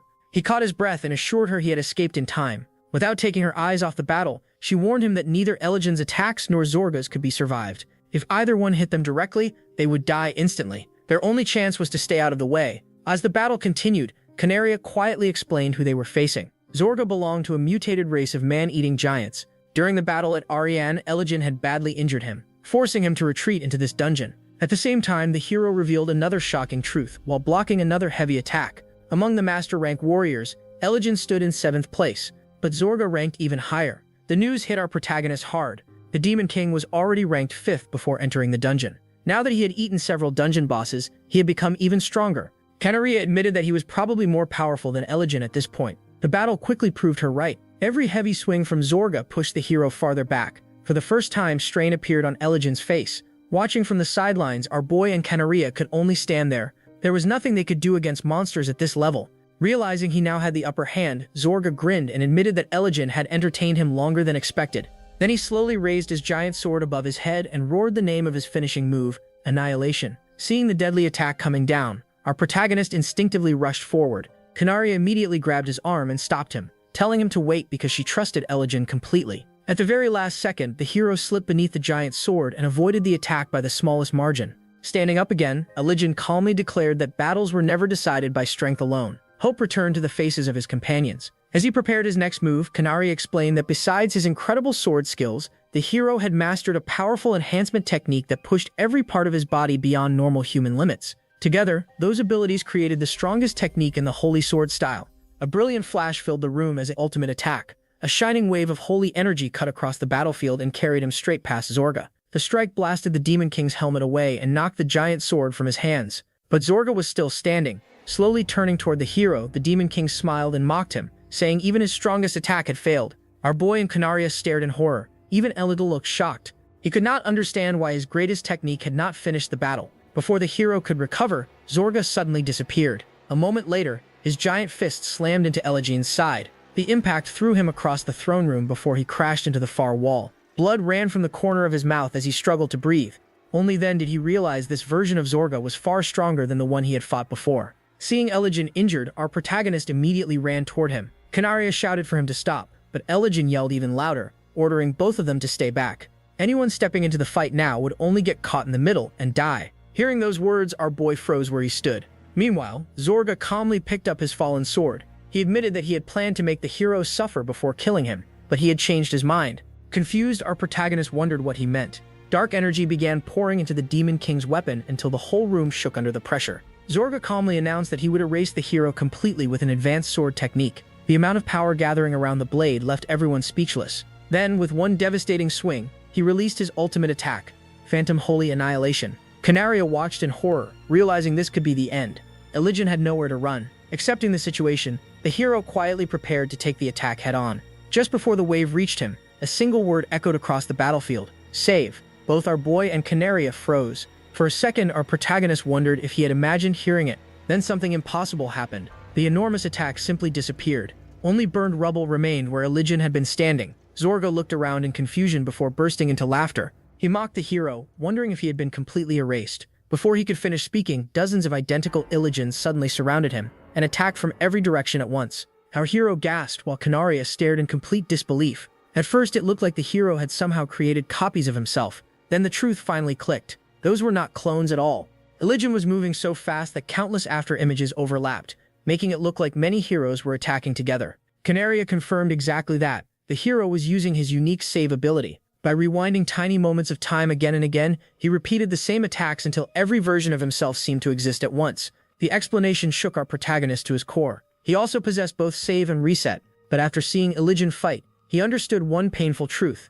Even with the same abilities, he could never copy what the hero had just done. The difference between them was simply too great. But back to the instances, the pension returned to the battlefield as the real final clash began. The hero stood against Demon King Zorga in the battle that would later be remembered as the fourth hero, Demon King War. At last, Eligen's final time-layered strike landed perfectly, and with a final blow he slashes the Demon King's head. A small smile appeared on the hero's face as he declared that Zorga's rule had come to an end. Silence returned to the throne room. Canaria let out a breath of relief and respectfully called out to Eligen. Our boy simply spoke the hero's name. Turning toward them, Eligen smiled warmly and laughed, asking if he had made them worry. Before anyone could answer, another huge set of doors slowly opened behind them. The rest of the hero's party rushed inside. Gorgon immediately asked where the Demon King had gone, while the young elf Nero happily ran over to Eligen. Watching everyone prepare to leave the dungeon, our protagonist remained lost in thought. He had just seen Eligen defeat the Demon King by using the power of save. There was no doubt why this man was called the hero. Yet one question refused to leave his mind, that if Eligen was the true hero, then who exactly was Epika? Even though the Demon King had fallen, the biggest mystery of all had only become even deeper. Under the bright blue sky, a peaceful town enjoyed another quiet day. The tall stone church reached toward the clouds while the people below went about their daily lives, completely unaware that history had just changed. A brilliant light suddenly appeared above the town, and moments later, Eligen's party arrived on a high balcony overlooking the streets. Their long journey through the Katarov dungeon was finally over. Taking a deep breath of the fresh air, Eligen smiled and happily said there was no better feeling than breathing the air outside again. Gorgon laughed loudly and agreed, although he admitted the only thing on his mind was getting a proper meal after spending so many days inside the dungeon. Neja rubbed her stomach and quietly confessed she was just as hungry. Before anyone could joke about food any longer, hurried footsteps echoed nearby as an elderly butler rushed toward them. Tears filled Flat's eyes as he welcomed the hero home, admitting he had been terrified after learning that Eligen had entered the dungeon with only a small team on a secret mission. Eligen smiled warmly and apologized for making everyone worry before calmly revealing that the Demon King had been defeated. Flat stood frozen in amazement, but before he could praise the hero, Eligen placed a hand on our protagonist's shoulder. He insisted the victory would never have been possible without Kiska's help. Caught completely off guard, our boy quickly denied it, saying he had barely done anything worth mentioning. Thesega simply shook his head and explained that without Kiska's knowledge of the dungeon, they never would have reached the Demon King in time. By the time they arrived, Zorga had already consumed nearly every powerful monster inside, and if they had been delayed any longer, the situation could have become impossible. Even though our hero kept trying to brush off the compliments, Eligen smiled and declared that in his eyes, Kiska had been the real MVP of the mission. The rest of the party nodded with sincere gratitude, making him feel even more embarrassed. After everyone became separated by the dungeon's teleportation circle, he had honestly been worried about the entire party. Our protagonist blinked in surprise and awkwardly confessed that he had never understood how the teleport system actually worked either. Gorgon guessed the hidden teleportation circle was designed to split apart anyone entering through the Exile route, while normal adventurers using the main entrance never faced that problem.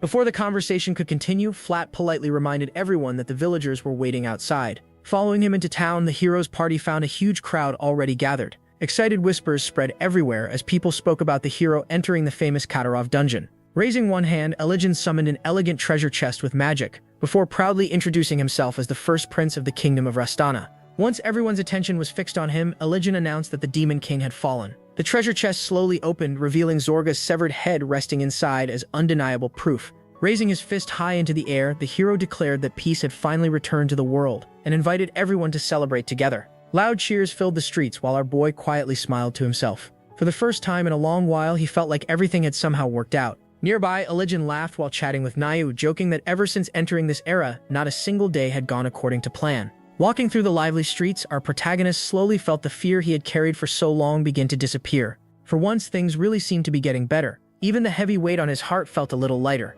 As they walked together, Canaria noticed the peaceful look on his face. She told him that the following day they would travel to the royal capital Lorna, where a grand victory parade would celebrate the defeat of the Demon King. Smiling slightly, she also warned him not to drink too much during the night's celebration, because they would be leaving early the next morning. Our boy suddenly stopped walking and looked at her in confusion. Hesitantly, he asked if that meant he would also join the victory parade. Canaria answered without any hesitation, reminding him that he was now one of the hero's companions. Those simple words touched him far more deeply than she realized, and even the respect in her voice carried a meaning he had never expected to hear. A genuine smile slowly appeared across his face. That evening, under a sky full of stars, the entire party gathered inside a lively inn for one last celebration before leaving the village. Laughter echoed through the room while Gorgon drank far more than anyone else thought was reasonable. Niall looked completely miserable after losing a battle against several mugs of ale, making even Canaria quietly shake her head. Around the table, our hero, Eligen, Canaria, Nock, Niall, and Ajaha enjoyed good food together during a rare moment of peace.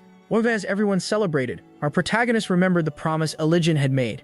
Once the official ceremonies were over, the hero intended to use all of his influence to help search for Aja exactly as he had promised. Since Eligen was the first prince of Rastana, he had resources far beyond anything Kiska could ever gather on his own. That promise filled him with new hope, and for the first time in many years, he truly believed he was getting closer to the answer he had been searching for. The next morning, 2 elegant carriages waited outside the village.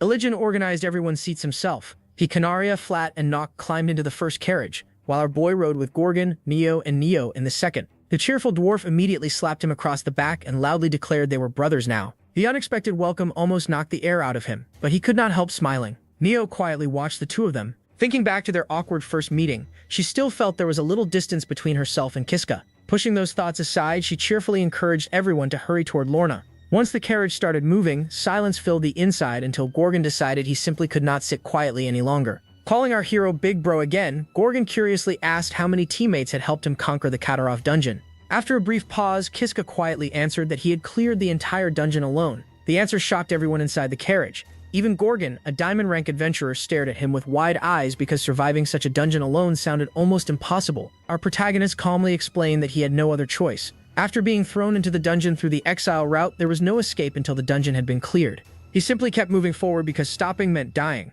Even Gorgon admitted that the thought alone gave him chills. Now then proudly joined the conversation, saying that if she had been there, escaping would have been easy because she possessed a return spell capable of teleporting people back safely. Kiska looked surprised, but she confidently insisted that even the hidden teleport restrictions would not have stopped her magic. Smiling, our boy explained that he eventually escaped only because a new teleportation circle appeared after the Demon King consumed the original final boss and was later defeated. Gorgon burst into laughter and teased Niui by saying she just wanted some credit for clearing the dungeon too. Blushing slightly, she quickly tried to defend herself while everyone shared a small laugh. Our protagonist smiled and assured her that he understood what she meant, bringing the light-hearted conversation to a peaceful end. The topic soon shifted again as Gorgon complained about wasting so much time because a headless horseman had chased him through several parts of the dungeon. Even with all the delays, he still managed to reach the deepest chamber just in time to see Elijin fighting the Demon King. Our boy nodded before explaining that his own group had formed by chance. He first met Nao, later ran into the mysterious Naek, and from then on they simply followed Naek's lead until reaching the final chamber. Thinking about it more carefully, our protagonist suddenly realized something strange. He had never actually spoken to Naek during the entire journey. Looking across the carriage, he noticed the hooded adventurer quietly watching him from beneath the shadows of the cloak. Hidden behind that silent gaze, Naek wondered if Kiska possessed some kind of unusual ability. Without any warning, the carriage suddenly came to a violent stop. Everyone was thrown forward, and our boy barely managed to keep his balance while Gorgon immediately shouted for someone to check what had happened. Reacting without thinking, Kiska jumped out of the carriage and the others quickly followed behind him. The moment he looked ahead, he froze in place. Standing in the middle of the road were two familiar figures facing one another. One was Demon King Zorga, casually resting his giant sword across his shoulder as though nothing had happened. Standing opposite him was Elijin, with his sword already drawn. Our protagonist could only stare in complete disbelief, unable to understand how the Demon King could possibly still be alive. A cruel smile spread across Zorga's face as he calmly confirmed that he was indeed the same Demon King everyone believed had already been defeated. The confidence on Elijin's face vanished at once, replaced by visible fear. Sweat rolled down the hero's forehead as he looked toward Kiska and desperately begged him not to come any closer. Only then did our boy notice the terrible wound piercing straight through the center of Elijin's breastplate. His strength was already fading. The hero weakly called Kiska's name, and our protagonist screamed in horror as he rushed forward. At that exact moment, a sword made entirely of darkness flashed through the air. It never reached Elijin. Instead, the black blade pierced straight through our boy's chest. Blood burst into the air as his body froze in place. His eyes widened with unbearable shock while every bit of strength left his body. Barely able to breathe, our protagonist slowly looked down. Buried deep inside his chest was a terrifying sword unlike anything he had ever seen. Dark energy flowed through the blade while only one question filled his fading mind. Who had attacked him? Who had killed him? No answer ever came, Miles. As consciousness slowly slipped away, broken images flashed through his vision. A wicked black scythe, a silent figure, his own hand falling lifelessly toward the ground. He never saw the face of the one who ended his life, and before he could understand anything else, everything around him faded into complete darkness. Kneeling alone in a dim corridor lit by flickering torches, our protagonist struggled to accept what had just happened. Ever since arriving 100 years in the past, this was the first time he had truly died. He understood that this moment marked the beginning of everything. As he sat in silence, he deeply thinks that his own death meant very little, no matter how many times it happened. But if Elijin ever died, the future waiting 100 years ahead would be destroyed forever. Remembering those words, our boy quietly made a promise to himself. If Elijin's life decided the world's future, then he would protect him no matter what. This time, he would enter the dungeon again with the others and change fate before it was too late. However, the moment that determination filled his heart, painful memories rushed back. He remembered Elijin collapsing with a huge hole through his chest, the Demon King returning from the dead, and the black sword piercing straight through his own body. No matter how hard he tried, one question refused to leave his mind. Who had actually killed him?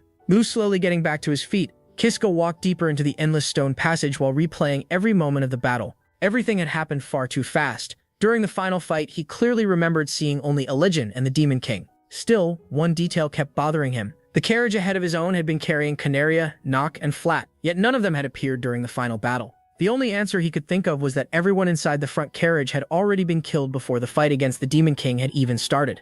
Our hero carefully rebuilt the events inside his head. First, an unseen enemy must have killed everyone riding in the lead carriage. Then that same person somehow brought the Demon King back to life before slipping behind Kiska's group and launching a surprise attack. Suddenly, another memory hit him. His killer had attacked from behind. Even after reaching that conclusion, something still felt wrong. Elijin was a masterclass warrior, and Canaria was a diamond-rank fighter. Defeating both of them so easily should have been almost impossible. Another piece of the puzzle refused to fit. Gorgon and Niu had been standing behind him during the attack. If the assassin wanted to wipe out the whole party, they should have been the first targets instead of the last. Before he could think any further, two giant monsters blocked the hallway ahead, a towering werewolf and a huge bugbear. Grinding his teeth, our boy refused to waste time while the Demon King was still alive.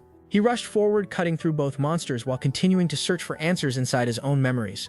As he ran through the dungeon, old memories returned one after another. Battles with old companions, the many skills he had learned, deadly spike traps, and countless painful deaths all flashed through his mind. Every memory felt distant, yet every one seemed important. Ignoring the monsters around him, he focused only on the final seconds before his death. Once again, he saw the twisted black sword bursting through his chest. This time, he noticed something he had missed before. Strange vein-like marks covered the blade, almost identical to the patterns on the puppet sword. Or, a cold realization slowly formed. Although the weapon was not exactly the same as his own sword, it looked very similar to one of the Parasite series blades Judith had once explained. If his killer really carried a Parasite series weapon, then they were facing someone far more dangerous than he had imagined. Our protagonist knew he needed a better plan before things got even worse. The sounds of battle echoed from somewhere ahead, pulling him back to the present. The noise reminded him of the previous timeline, when Canaria had fought inside this very werewolf nest. Hoping to repeat the same successful path, he hurried toward the room, planning to reunite with her first. But the moment he stepped inside, he stopped in surprise. Instead of Canaria, Gorgon stood in the middle of the battlefield, swinging his huge axe with incredible strength as werewolves fell one after another. But Brisha's in disbelief. He clearly remembered Canaria fighting here before, so why had Gorgon taken her place? There was only one answer. His own death and the rewind had already changed history. Gorgon noticed him and waved with a wide grin, happily calling him Big Bro before walking over. Kiska could not help feeling impressed. The dwarf had wiped out an entire pack of werewolves by himself, without breaking much of a sweat. Without warning, Gorgon's smile turned serious as he suddenly swung his giant axe straight toward Kiska's head. Acting on pure instinct, our hero ducked just in time. The axe missed him by only a few inches before smashing straight through a werewolf sneaking up behind him. Gorgon laughed and casually said it looked like his new friend still had some fight left. Only then did Kiska realize how close he had come to dying again. Instead of showing concern, Gorgon lightly scolded him. If Kiska had really cleared the dungeon alone, then he should have been able to dodge an attack from someone as slow as him. The comment caught our protagonist completely off guard before the dwarf chuckled and admitted that meeting him here had worked out pretty well. Kiska gave an awkward smile and admitted Gorgon had a point. Resting his axe on his shoulder, the dwarf asked where they should go next to find Elijin. Our boy immediately stepped forward and reminds himself that guiding everyone through the dungeon was his job. Pointing toward the right corridor, he confidently explained that the path ahead was safe. As they walked, he apologized for not knowing the hidden teleportation circle would split the party apart. Gorgon asked if he had expected that to happen, but Kiska shook his head and admitted he had no idea. Then he surprised the dwarf by quietly revealing that he had once cleared this dungeon completely alone. Gorgon nearly stopped walking. He stared at Kiska with wide eyes and asked if he was serious. Our hero simply nodded, keeping the truth about his countless deaths and endless loops to himself. Clearly impressed, Gorgon remarked that someone capable of doing something like that deserved to be a full member of the hero's party instead of just serving as a guide. Kiska laughed awkwardly and continued leading them deeper into the stone passages. As they approached another section of the dungeon, our protagonist explained that the golem boss room should be just ahead and guessed Elijin was probably already there. His detailed knowledge earned another smile from Gorgon, who jokingly asked if he already knew the future. The simple question stopped Kiska in his tracks. As he forced out a nervous laugh, another forgotten memory surfaced. In the final moments before his death, someone had been standing behind him. His eyes slowly widened as the horrifying truth came together. It had not been a stranger, it had been Gorgon. The person who had killed him in the previous timeline was the very dwarf now walking beside him. Before he could react, they arrived outside a giant reinforced door as the sounds of battle echoed from inside. Gorgon immediately recognized the fight and quietly said that it had already started. Gorgon confirmed they had reached the correct room before pushing against the heavy doors, but they did not move. Kiska explained that the entrance would remain sealed until the battle inside was finished. Then Gorgon casually smiled again and repeated that Kiska really did know a lot. Instead of feeling comforted, our protagonist became even more uneasy. If Gorgon truly was his killer, he could no longer trust anything. The sounds of combat suddenly stopped, and moments later the giant doors slowly opened. Inside stood Elijin and Canaria. Gorgon laughed loudly as he greeted them, but Kiska could only stare in shock because history had shifted once again. Legend smiled warmly as he welcomed both Kiska and Gorgon, relieved they had reached the chamber safely. Gorgon proudly declared that ordinary monsters were no match for someone like him. Still distracted, our boy quietly called out Legion's name. The moment he looked at the hero's smiling face, he quietly thinks that tomorrow he was going to die. The chilling thoughts left him speechless. In reality, Legend simply asked him to continue guiding the party through the dungeon. Kiska forced himself to nod despite the storm inside his head. Together, the group crossed the remaining parts of the dungeon without much trouble, defeating the powerful Zorga smoothly. Eventually, the party reached the village again. 2 elegant black carriages waited on the road to Lorna. Legend naturally took charge, explaining that everyone could ride comfortably before assigning passengers to the first carriage. Well, when everything was almost ready, our boy softly spoke Legion's name and asked for a ride with Legend because he wants to rewrite the destiny by himself. Hearing this, Legend instantly agrees and calmly continued organizing the group. Nayu quickly raised her hand with an excited smile and asked if she could ride with them as well. The hero laughed warmly and welcomed the idea without hesitation, saying they might as well all travel together. 2 elegant horse-drawn carriages rolled steadily along a quiet dirt road. The peaceful sound of wheels turning and hooves hitting the ground blended with the calm countryside. Inside one of the carriages, our protagonist sat stiffly with sweat slowly forming on his forehead. This trip felt completely different from the previous timeline. Across from him sat Legend and Niao, yet no matter how peaceful the ride seemed, he could not relax for even a second. Silently, our boy promised himself that this time he would uncover the truth behind that tragedy and stop it before it could happen. His troubled expression did not escape Legend's notice. Leaning forward with concern, the hero gently asked if something was bothering him, mentioning that he had looked tense ever since they left. Caught off guard, Kiska realized his nervousness was much easier to notice than he had expected. He quickly forced an awkward smile and explained that he was simply nervous because he had never visited a city as grand as Lorna before. Legend accepted the excuse with a warm smile and assured him that those feelings were perfectly normal. He explained that the ruler of Lorna was his father, King Varian Rastarna, a kind man who treated people fairly. Since Kiska had played such an important part in defeating the Demon King, everyone in the kingdom would welcome him warmly. Those words eased the heavy weight on our hero's heart, and he smiled honestly as he admitted that hearing that made him feel much calmer. Legend smiled back and quietly added that he personally believed in Kiska as well. Though our protagonist reflected on how different things were now, Legend had no idea what had happened in the previous timeline, and everyone believed the Demon King was truly dead. Because of that, Kiska decided the safest choice was to act naturally and avoid drawing any attention to himself. Before he could think further, Legend called his name and asked whether he had ever visited Lorna before, or if he had really spent his entire life in Katarov village. Kiska nodded and explained that for the most part he had lived there all his life. He told them that he had grown up as a farmer, although he sometimes traveled to nearby towns like Grissel and Fiat to sell goods as a traveling merchant. Calling himself a simple farmer made him feel a little embarrassed, and he admitted that someone like him probably did not deserve to stand beside legendary heroes. Legend looked at him thoughtfully before gently pointing out that a farmer who had cleared the Katarov dungeon alone was anything but ordinary. The hero reminded him that Canaria had also started life as a commoner, while Gorgon had once been nothing more than a mercenary before becoming a famous adventurer. More importantly, Legend had personally seen everything Kiska had done during their battle against the Demon King. With complete sincerity, he told our boy that he was dependable, trustworthy, and someone others could rely on without hesitation. Smiling warmly, Legend simply asked if that was not enough. Kiska nodded that he truly believed Legend was an incredible person with a genuinely kind heart. Those honest words touched our protagonist more deeply than he expected. Turning toward the carriage window, he quietly watched the scenery pass by. One day, Legend would become the ruler of the kingdom, and that was exactly why he had to save him. The trees outside slowly became thicker as the forest came into view.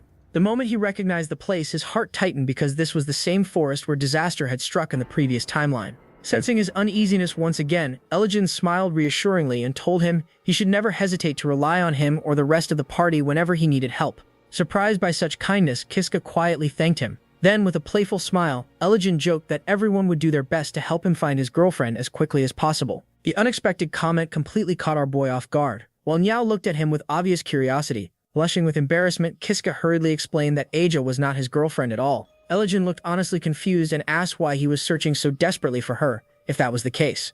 Our protagonist struggled to answer because there were no simple words that could explain their relationship. Memories of Aja and his gentle smile mixed with her terrifying side filled his mind before he finally smiled faintly. He admitted that they were not family, and they were not lovers either. Their bond was simply impossible to explain, but he knew one thing for certain. If he had never met Aja, he would never have become the person he was today. Listening carefully, Legend slowly understood. Aja was not simply someone important to Kiska. She was someone completely irreplaceable. Our boy nodded firmly and admitted that the entire reason he had traveled back to this era was to save her. Silence settled inside the carriage as he looked out the window once more. He had come to this age to rescue Ajaha, but now he was also trying to save the greatest hero of this generation. A quiet thought crossed his mind, making him wonder if protecting heroes had somehow become his fate. The peaceful journey continued as the carriages left the forest behind and crossed a sturdy stone bridge. Before long, huge city walls appeared in the distance, growing larger with every passing minute. Eventually, the carriage slowed to a stop, and Elgin smiled as he announced that they had finally arrived in Lorna.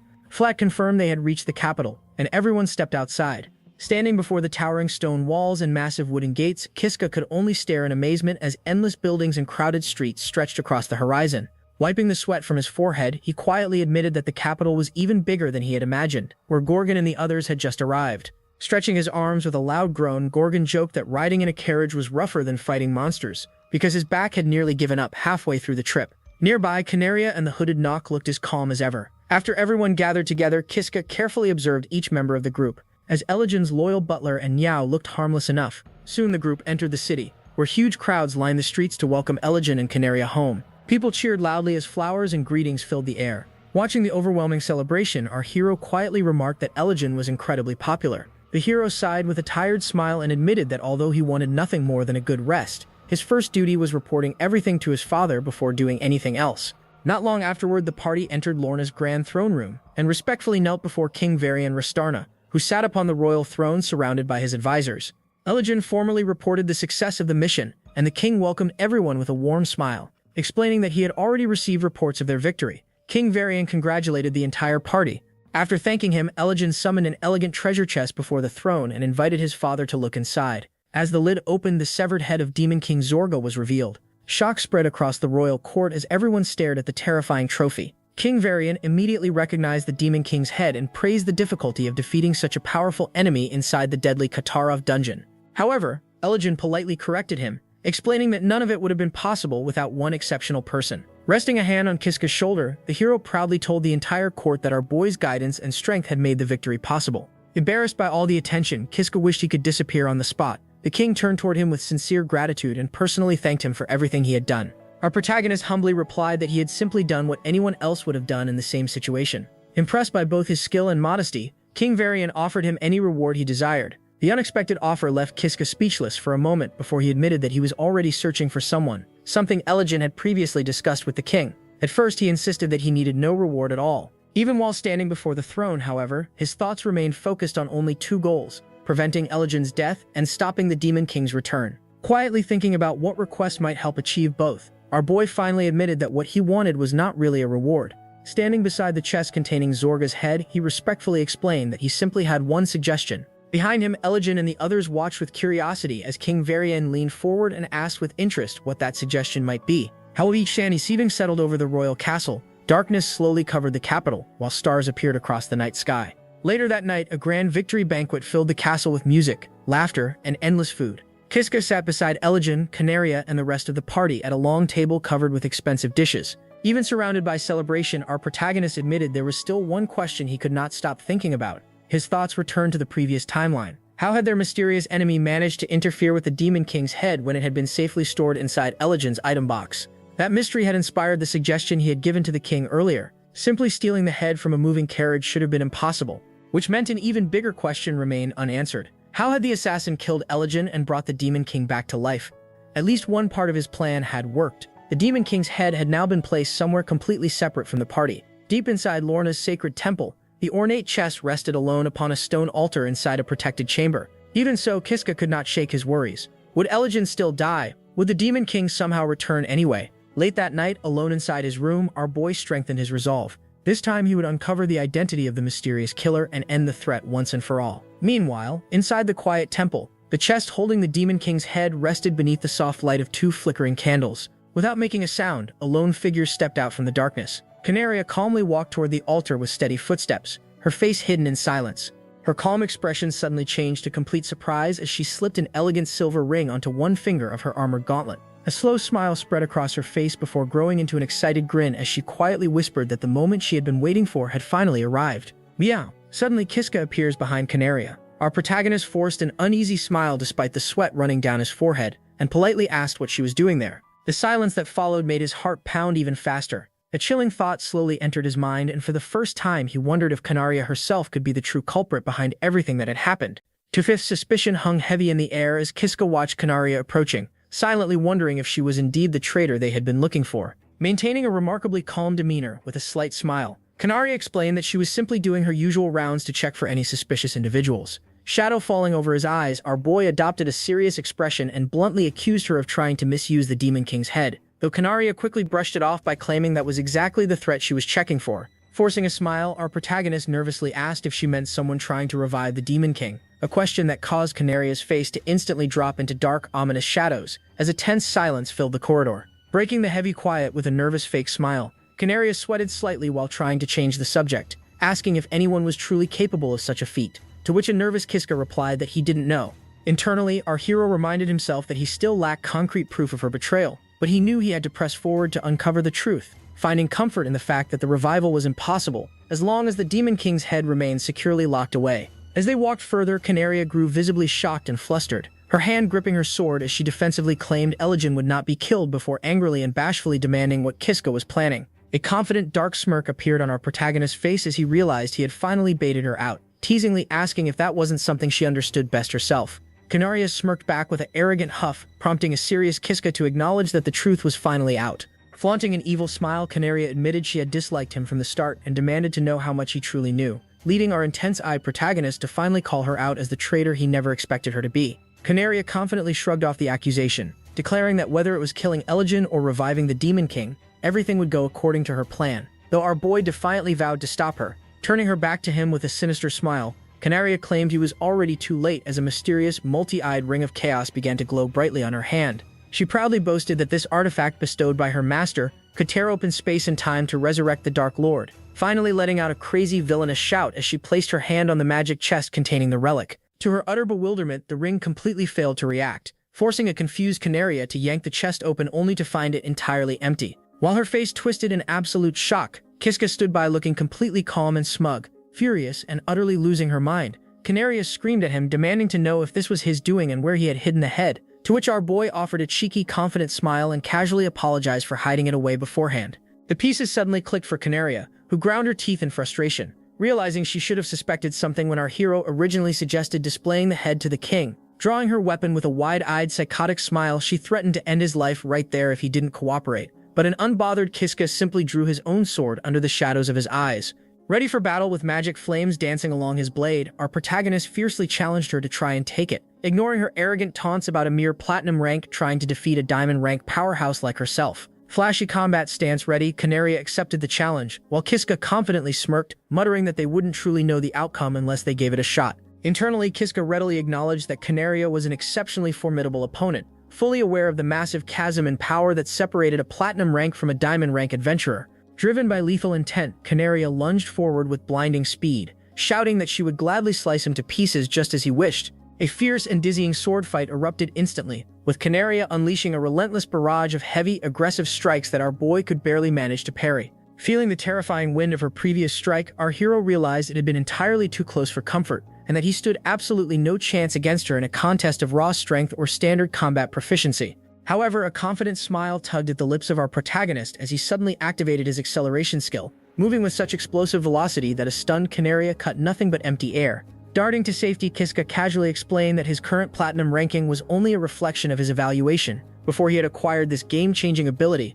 Thanks to his newfound speed, our hero confidently declared that he could now comfortably match her pace, causing Canaria to scoff and angrily dismiss it as nothing more than a sneaky, underhanded trick. Deep down, our protagonist knew that even though their speeds were now perfectly balanced, she still held a massive advantage over him in raw power. Even so, he flashed a bold grin and vowed that he would absolutely not lose, prompting a glaring Canaria to demand what could possibly justify such reckless confidence. Kiska reflected on his immense lifetime of experience, having traveled back a full century into the past and witnessed countless brutal conflicts to learn one ultimate truth about warriors. No matter how legendary a swordsman or powerful a fighter might be, every single one of them ultimately fought out of a desperate desire to protect their own life. Our boy considered himself entirely detached from that survival instinct, having already perished countless times until he simply stopped fearing the concept of death itself, proudly and fiercely declaring that mortality held absolutely no terror for him. Right in the thick of their high-speed clash, our protagonist suddenly tossed his blazing sword high into the air, causing a thoroughly bewildered Canaria to scream out in sheer panic at the bizarre tactic. As the weapon spun through the air and dropped back down, Kiska deftly caught the hilt and seamlessly brought the edge right against her throat, leaving her completely defenseless and paralyzed. Adopting a dead serious tone, our hero demanded to know why she had betrayed Eligen, especially since she had taken a sacred vow of loyalty to him, and why she was trying to resurrect the ancient demon king. Our protagonist resolved that her next words alone would determine exactly how he would handle her moving forward. Canaria merely chuckled, noting that while she had no idea how he had uncovered so much, she would finally grant him the truth since he had forced her hand. Suddenly, her face flushed red with a bizarre blend of embarrassment and twisted affection, and she confessed with a dark smile that her feelings for His Highness went far beyond mere loyalty. She was hopelessly in love with him. Utterly shocked and confused by her bizarre confession, Kiska stammered to know what she was talking about and why she would act this way if she truly loved him. Canaria's face darkened in the shadows as she quietly began to explain her twisted logic. Blushing with an eerie, obsessive smile, she posed a hypothetical scenario about hating someone more than anyone else in the world, specifically a powerful prince of immense status and strength. She asked our boy what he would do to guarantee that person's absolute destruction. The horrifying realization suddenly clicked for our protagonist, who panicked internally as he realized she was referring to Eligen. Looking at him with chilling intensity, Canaria asked how one could possibly erase the most powerful killing intent in the world. Burying her deeply blushing face in both hands, she let out a crazed smile and declared that the only real choice was to force herself to love them. Reeling from extreme shock, our hero suddenly understood the terrifying truth that Canaria had suppressed her murderous urge toward Eligen by completely overriding it with artificial love. Overwhelmed with horror and disgust at how terrifying this woman truly was, our protagonist fiercely yelled at her to abandon these twisted thoughts immediately, vowing that he would protect Eligen no matter what. Thrusting his sword forward with angry determination, he warned that if she still intended to revive the Demon King or assassinate Eligen, he would have no choice but to kill her. Yet deep down, a profound sadness washed over our boy. He desperately wanted to avoid taking her life because, even if it had all been a lie, she was once his comrade, and in a completely different timeline, she had actually been genuinely kind to him. Canaria merely responded with a wide-eyed, psychotic laugh, mocking his threat and daring him to give it his best shot. Stealing his heart beneath a heavy shadow of sorrow, our protagonist silently apologized for the sake of the world before charging forward to strike. Their blades clashed with tremendous force as Canaria maintained a dark, confident grin, but our hero was thrown into absolute shock when her weapon suddenly transformed right before his eyes. Staring in disbelief at the black eye-adorned parasitic sword now resting in her grip, he recognized it instantly as the legendary puppet sword. It felt entirely impossible to him that Canaria could be the one wielding such a cursed artifact in this era. Exuding a dark, suffocating aura, Canaria taunted that she had only let him run wild for a bit to figure out his true identity, but he had clearly gotten carried away. She unleashed a devastatingly heavy strike that caught our hero completely off guard. A brutal and intense struggle ensued as Canaria used her sinister new weapon to deliver an incredibly aggressive onslaught, forcing our boy to defend himself by the skin of his teeth. Pushed back with a painful groan, our protagonist ground his teeth in pure stress, realizing that his own blazing sword put him at a massive disadvantage against the puppet sword. Having used that exact weapon himself in the past, he understood its mechanics better than anyone. Even in its base state, it granted passive stat bonuses to attack and defense while perfectly optimizing the user's combat movements. Sweating under the pressure of her unhinged, wildly excited assault, our hero accepted that he would surely lose at this rate, leaving him with no choice but to run. Breaking away from the clash, he made a frantic dash toward the door to retreat, only for a massive, heavy attack to suddenly shatter the air as Gorgon abruptly blocked his path with a wicked grin and swung his weapon, leaving a terrified Kiska screaming out in absolute horror. With a mocking, arrogant sneer, Gorgon taunted our broken hero, remarking that it was pathetic to get hit by such a slow attack. Trembling in agony and covered in blood, Kiska could only manage pained, wheezing gasps as he lay sprawled on the ground. Gorgon, clutching his own eye-adorned weapon, offered a grin and apologized to Canaria for his late arrival. Although Canaria briefly told him to hold back, she soon realized it was pointless once Gorgon pointed out that their target was already on the verge of death. Visibly annoyed, Canaria muttered that it could not be helped, while an awkward Gorgon offered a nervous, sweating chuckle. As the pair walked away, leaving our defeated protagonist lying motionless in the dirt, Canaria coldly shifted her focus to their next objective. She decided that they would simply eliminate Eligen first, before proceeding with the Demon King's resurrection. Under the cold light of the night sky, a voice from behind confirmed the order with a sharp acknowledgement, signaling that the cycle was destined to begin all over again. Kiska knelt on the cold ground, the weight of a horrific realization pressing down on him as the truth finally clicked into place. Watching Canaria, who clutched the malevolent parasitic sword with a twisted predatory smirk, he understood the full scope of the conspiracy. Everything that had unfolded, all the tragedies and betrayals, were threads woven into a single sinister tapestry. As the pieces aligned, he whispered to himself that he finally saw the design of his enemies. He felt a sharp pang of alarm, realizing that both Canaria and Gorgon were the architects of his misery. The situation turned dire as he noted that Canaria possessed the puppet ring, a terrifying tool that complemented her blade perfectly. He realized that Gorgon's scythe-like weapon was the very same instrument that had executed him in the previous timeline, confirming that his adversary was also a user of the Parasite series. Faced with two wielders of such dark artifacts, our protagonist knew he had to survive this encounter alone, desperately needing a new plan to overcome this impossible gap in power. Deciding to stick to the familiar, he stood up and resolved to follow the same path as his previous life, heading directly toward the werewolf den. As he navigated the dark corridors, he felt a flicker of doubt, questioning if he could truly defeat foes equipped with parasite weapons. He recalled that in his past encounter, he had fought Canaria to a stalemate when she relied on standard steel. This gave him a slim shred of hope that he might still hold an advantage if he could catch them before they fully unleashed their cursed gear. He stopped abruptly, his senses sharpening as the ambient noise of the dungeon vanished. Pushing forward cautiously, he approached a chamber, only to find the area littered with the corpses of werewolf guards. His eyes widened in shock. Neither Canaria nor Gorgon were visible, suggesting she had dispatched the entire pack with ruthless efficiency. Entering the chamber, he finally spotted Canaria. He felt a jolt of alarm but quickly masked it with a practiced friendly smile, fearful that showing his true intentions would alert her to his knowledge of her betrayal. He praised her for clearing out the entire den, single-handedly, acting as if he were simply glad she was safe. Canaria remained stoic, dismissing the slaughter as routine work against weak monsters. She quickly shifted the conversation, insisting that they rejoin Elgin immediately, and asked if he knew the way forward. Maintaining his calm, our protagonist assured her he had a clear idea, suggesting they head straight for the mid-boss room where he suspected the prince was hiding. They began to move together, but inside, his mind was a storm of hesitation.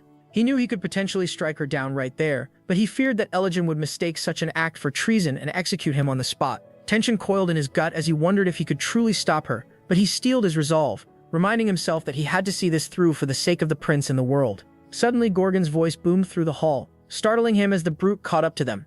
Gorgon, brandishing his weapon with a wide, unsettling grin, acted as though they were long-lost companions. Kiska felt a chill of dread, questioning why Gorgon had appeared now. Canaria welcomed him back, and Gorgon casually remarked that he hadn't expected the party to be split, laughing off the situation as if it were a minor inconvenience.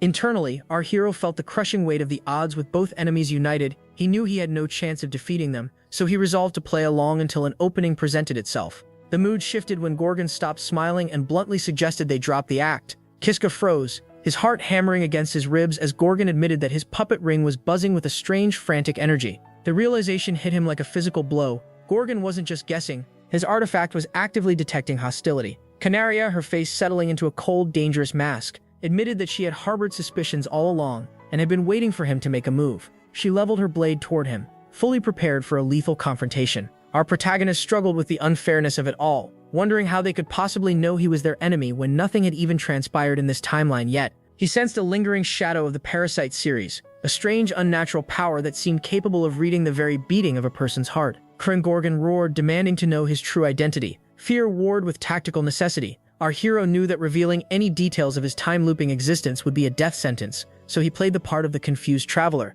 claiming he was simply Kiska. Gorgon sneered at the lie, pressing him to confirm if he was an enemy of their organization, the Chaosists. Kiska felt a cold sweat prickle his skin as he heard the name for the first time. Gorgon explained that they were the group destined to remove Elgin and resurrect the Demon King, noting that his ring's reaction proved Kiska was a threat. As our protagonist tightened his grip on his sword, hoping to dodge an initial strike, Gorgon struck with terrifying speed. The hit landed, sending Kiska sprawling to the floor in agony. His hopes of a quick victory shattered. Kazi lay broken on the ground. Gorgon prepared for a finishing blow, targeting his legs.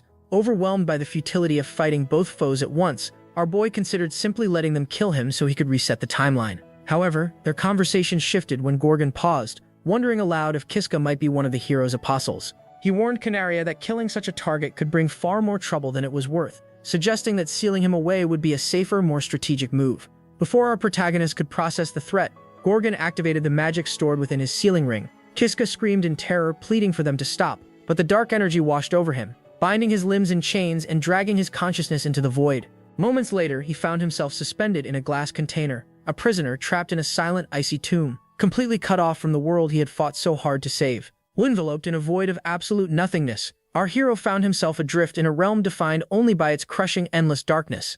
There was no sky to gaze upon, no ground beneath his feet, and not even a distant horizon to mark the bounds of his prison. He felt a profound sense of disorientation as he realized this was the world he had been sealed into, a static, featureless dimension where time itself seemed to have ceased its march. He attempted to ground himself by moving his limbs, but he was met with the horrifying discovery that he could feel nothing, neither the press of air against his skin nor the solidity of an object. He was a prisoner of his own mind, unable to scream, unable to move, and unable to interact with the world beyond his own consciousness. This was the true nature of his containment, a solitary confinement where his awareness was the only thing left of his existence. The thought is wish as the days or perhaps weeks, months, or years bled into one another. Our protagonist fell into a state of profound psychological decay. Without the natural rhythms of day and night to anchor his sanity, the passage of time became a meaningless abstraction. He counted numbers, hoping that the act would preserve some semblance of human logic, but the agony of his isolation only deepened with each passing cycle. He felt neither hunger nor the need for sleep, yet the absence of those basic human necessities was just another form of torture. The loneliness grew so immense that it became a physical weight, a crushing boredom that threatened to hollow out his soul. He found himself questioning if it had been a year or a decade since he was first cast away, yet the answer remained perpetually out of reach, lost in the suffocating stillness of the void. During these desperate moments of introspection, his mind drifted back to memories of Ajaha, the complex and enigmatic figure who had once fought by his side. He recalled a mission where they had faced a rare dryad monster deep within a dungeon. He remembered the thrill of the combat, the fluid way he had dispatched the wood-like creature with his blade, and the warm, cheerful praise she had offered afterward. There was a time when the two of them had discovered a fruit-bearing tree amidst the gloom of the dungeon, and she had smiled with genuine delight as she shared the sweet reward with him. In those fleeting moments, being with her had made the treacherous dungeon feel like a playground, a source of companionship that made the danger seem trivial. He remembered how they had stumbled upon a legendary chest of wisdom, which had granted him a skill named Pledge. At the time, Aja had playfully suggested that the name symbolized an eternal promise to stay together, a sentiment that had once made his heart flutter with confusion and hope. But these memories were a double-edged sword. They highlighted the impossible dichotomy of the woman who haunted his thoughts, the terrifying manipulative version of Ajaha who had subjected him to endless torment, contrasted against the pure, innocent girl who had once offered him solace. Why had she been so drawn to him? Why had she seemingly cared? These questions gnawed at his psyche, transforming his loneliness into a source of unbearable grief. Tears streamed down his face as he lay in the dark, sobbing into the vacuum of his prison. The realization that he missed the company of people, that he longed for the simplest human interaction, hit him with the force of a tidal wave. He realized that the concept of despair, as defined by the living, was a luxury. For those who still had an end in sight, despair was a destination. For him, there was no end. His suffering was an eternal state of being, a cycle of consciousness that would never find the release of death. As he reached the absolute nadir of his mental fortitude, he began to scream into the silence, his voice a frantic plea for an end to the madness. He begged for the darkness to consume him, for the monotony to stop, for any mercy that might finally release him from this endless cycle of introspection and pain. Just as the crushing weight of his situation seemed as though it would finally snap his remaining tether to reality, the void shattered. A blinding, searing flash of brilliance erupted within his prison, tearing through the suffocating gloom. The fabric of the space he inhabited began to fracture, and the container that had held him captive for eons splintered into a million crystalline shards. Light, real, tangible light poured into the dimension, burning away the shadows that had become his only companions. Stunned by the sudden influx of sensation, our protagonist staggered as his physical form began to respond to the world once more. He squinted against the harsh radiance, his eyes struggling to adjust after what felt like an eternity in the dark. Before him stood a figure, a silhouette framed by the brilliance of the light that had set him free. As he stumbled forward, the haze of his isolation began to dissipate, revealing a familiar, elegant form. He looked up, his face still streaked with the tracks of his tears, and his voice trembled with a mixture of shock, awe, and desperate relief. Standing there, bathed in the glow of his salvation and wearing a smile of mysterious, ethereal beauty, was Judith-sama. The sight of her shattered the remnants of his despair, replacing it with a sudden, overwhelming surge of hope as he realized his long, nightmarish imprisonment had finally come to an end.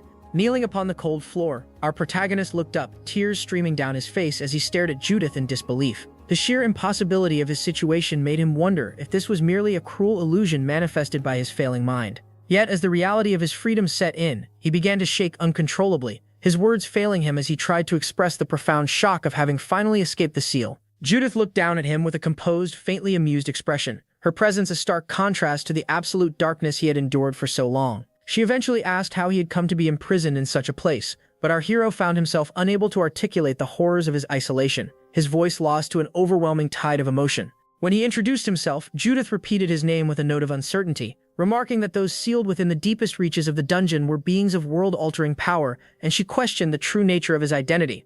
As she spoke, memories of Ajaha flooded his mind, and for a fleeting moment he felt he finally understood the complex burden she had carried.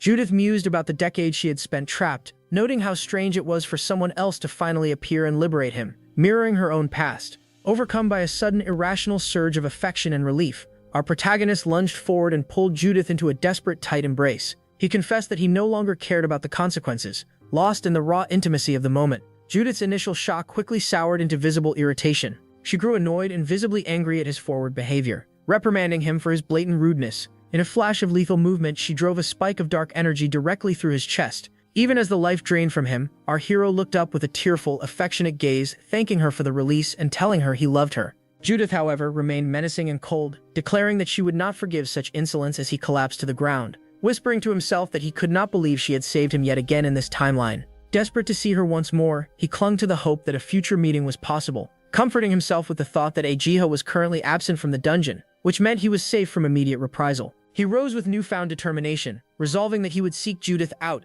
even if only for a brief moment. His primary objective remained the salvation of Ilijan, but he decided that just once, he would act entirely on his own terms. Entering the room, he was hit by a wave of disappointment to find it empty. Judith was gone. He stood in the silent chamber, reminiscing about the days he had spent pouring blood and preparing meals for her, recalling her explanation that the emergence of a new boss, Raymore Haas, 50 years prior had kept her confined to the depths. He realized that in the current era, she should be able to travel freely, and though he regretted missing her, he promised himself that their paths would cross again. Reflecting on his miraculous escape, he vowed never to forget the act of salvation, but his stoic resolve soon returned as he refocused on the immediate crisis. He knew the tactical danger of being sealed away again was too great, and since he had no guarantee of a savior next time, he had to be ready to force a reset. With a pained but resolute expression, he drove his own blade into his chest to trigger the cycle anew. Navigating the corridors once more, he took great care to avoid the paths where he might encounter Canaria and Gorgon, deeming any confrontation with them at this stage far too risky. He pushed toward Ilijan,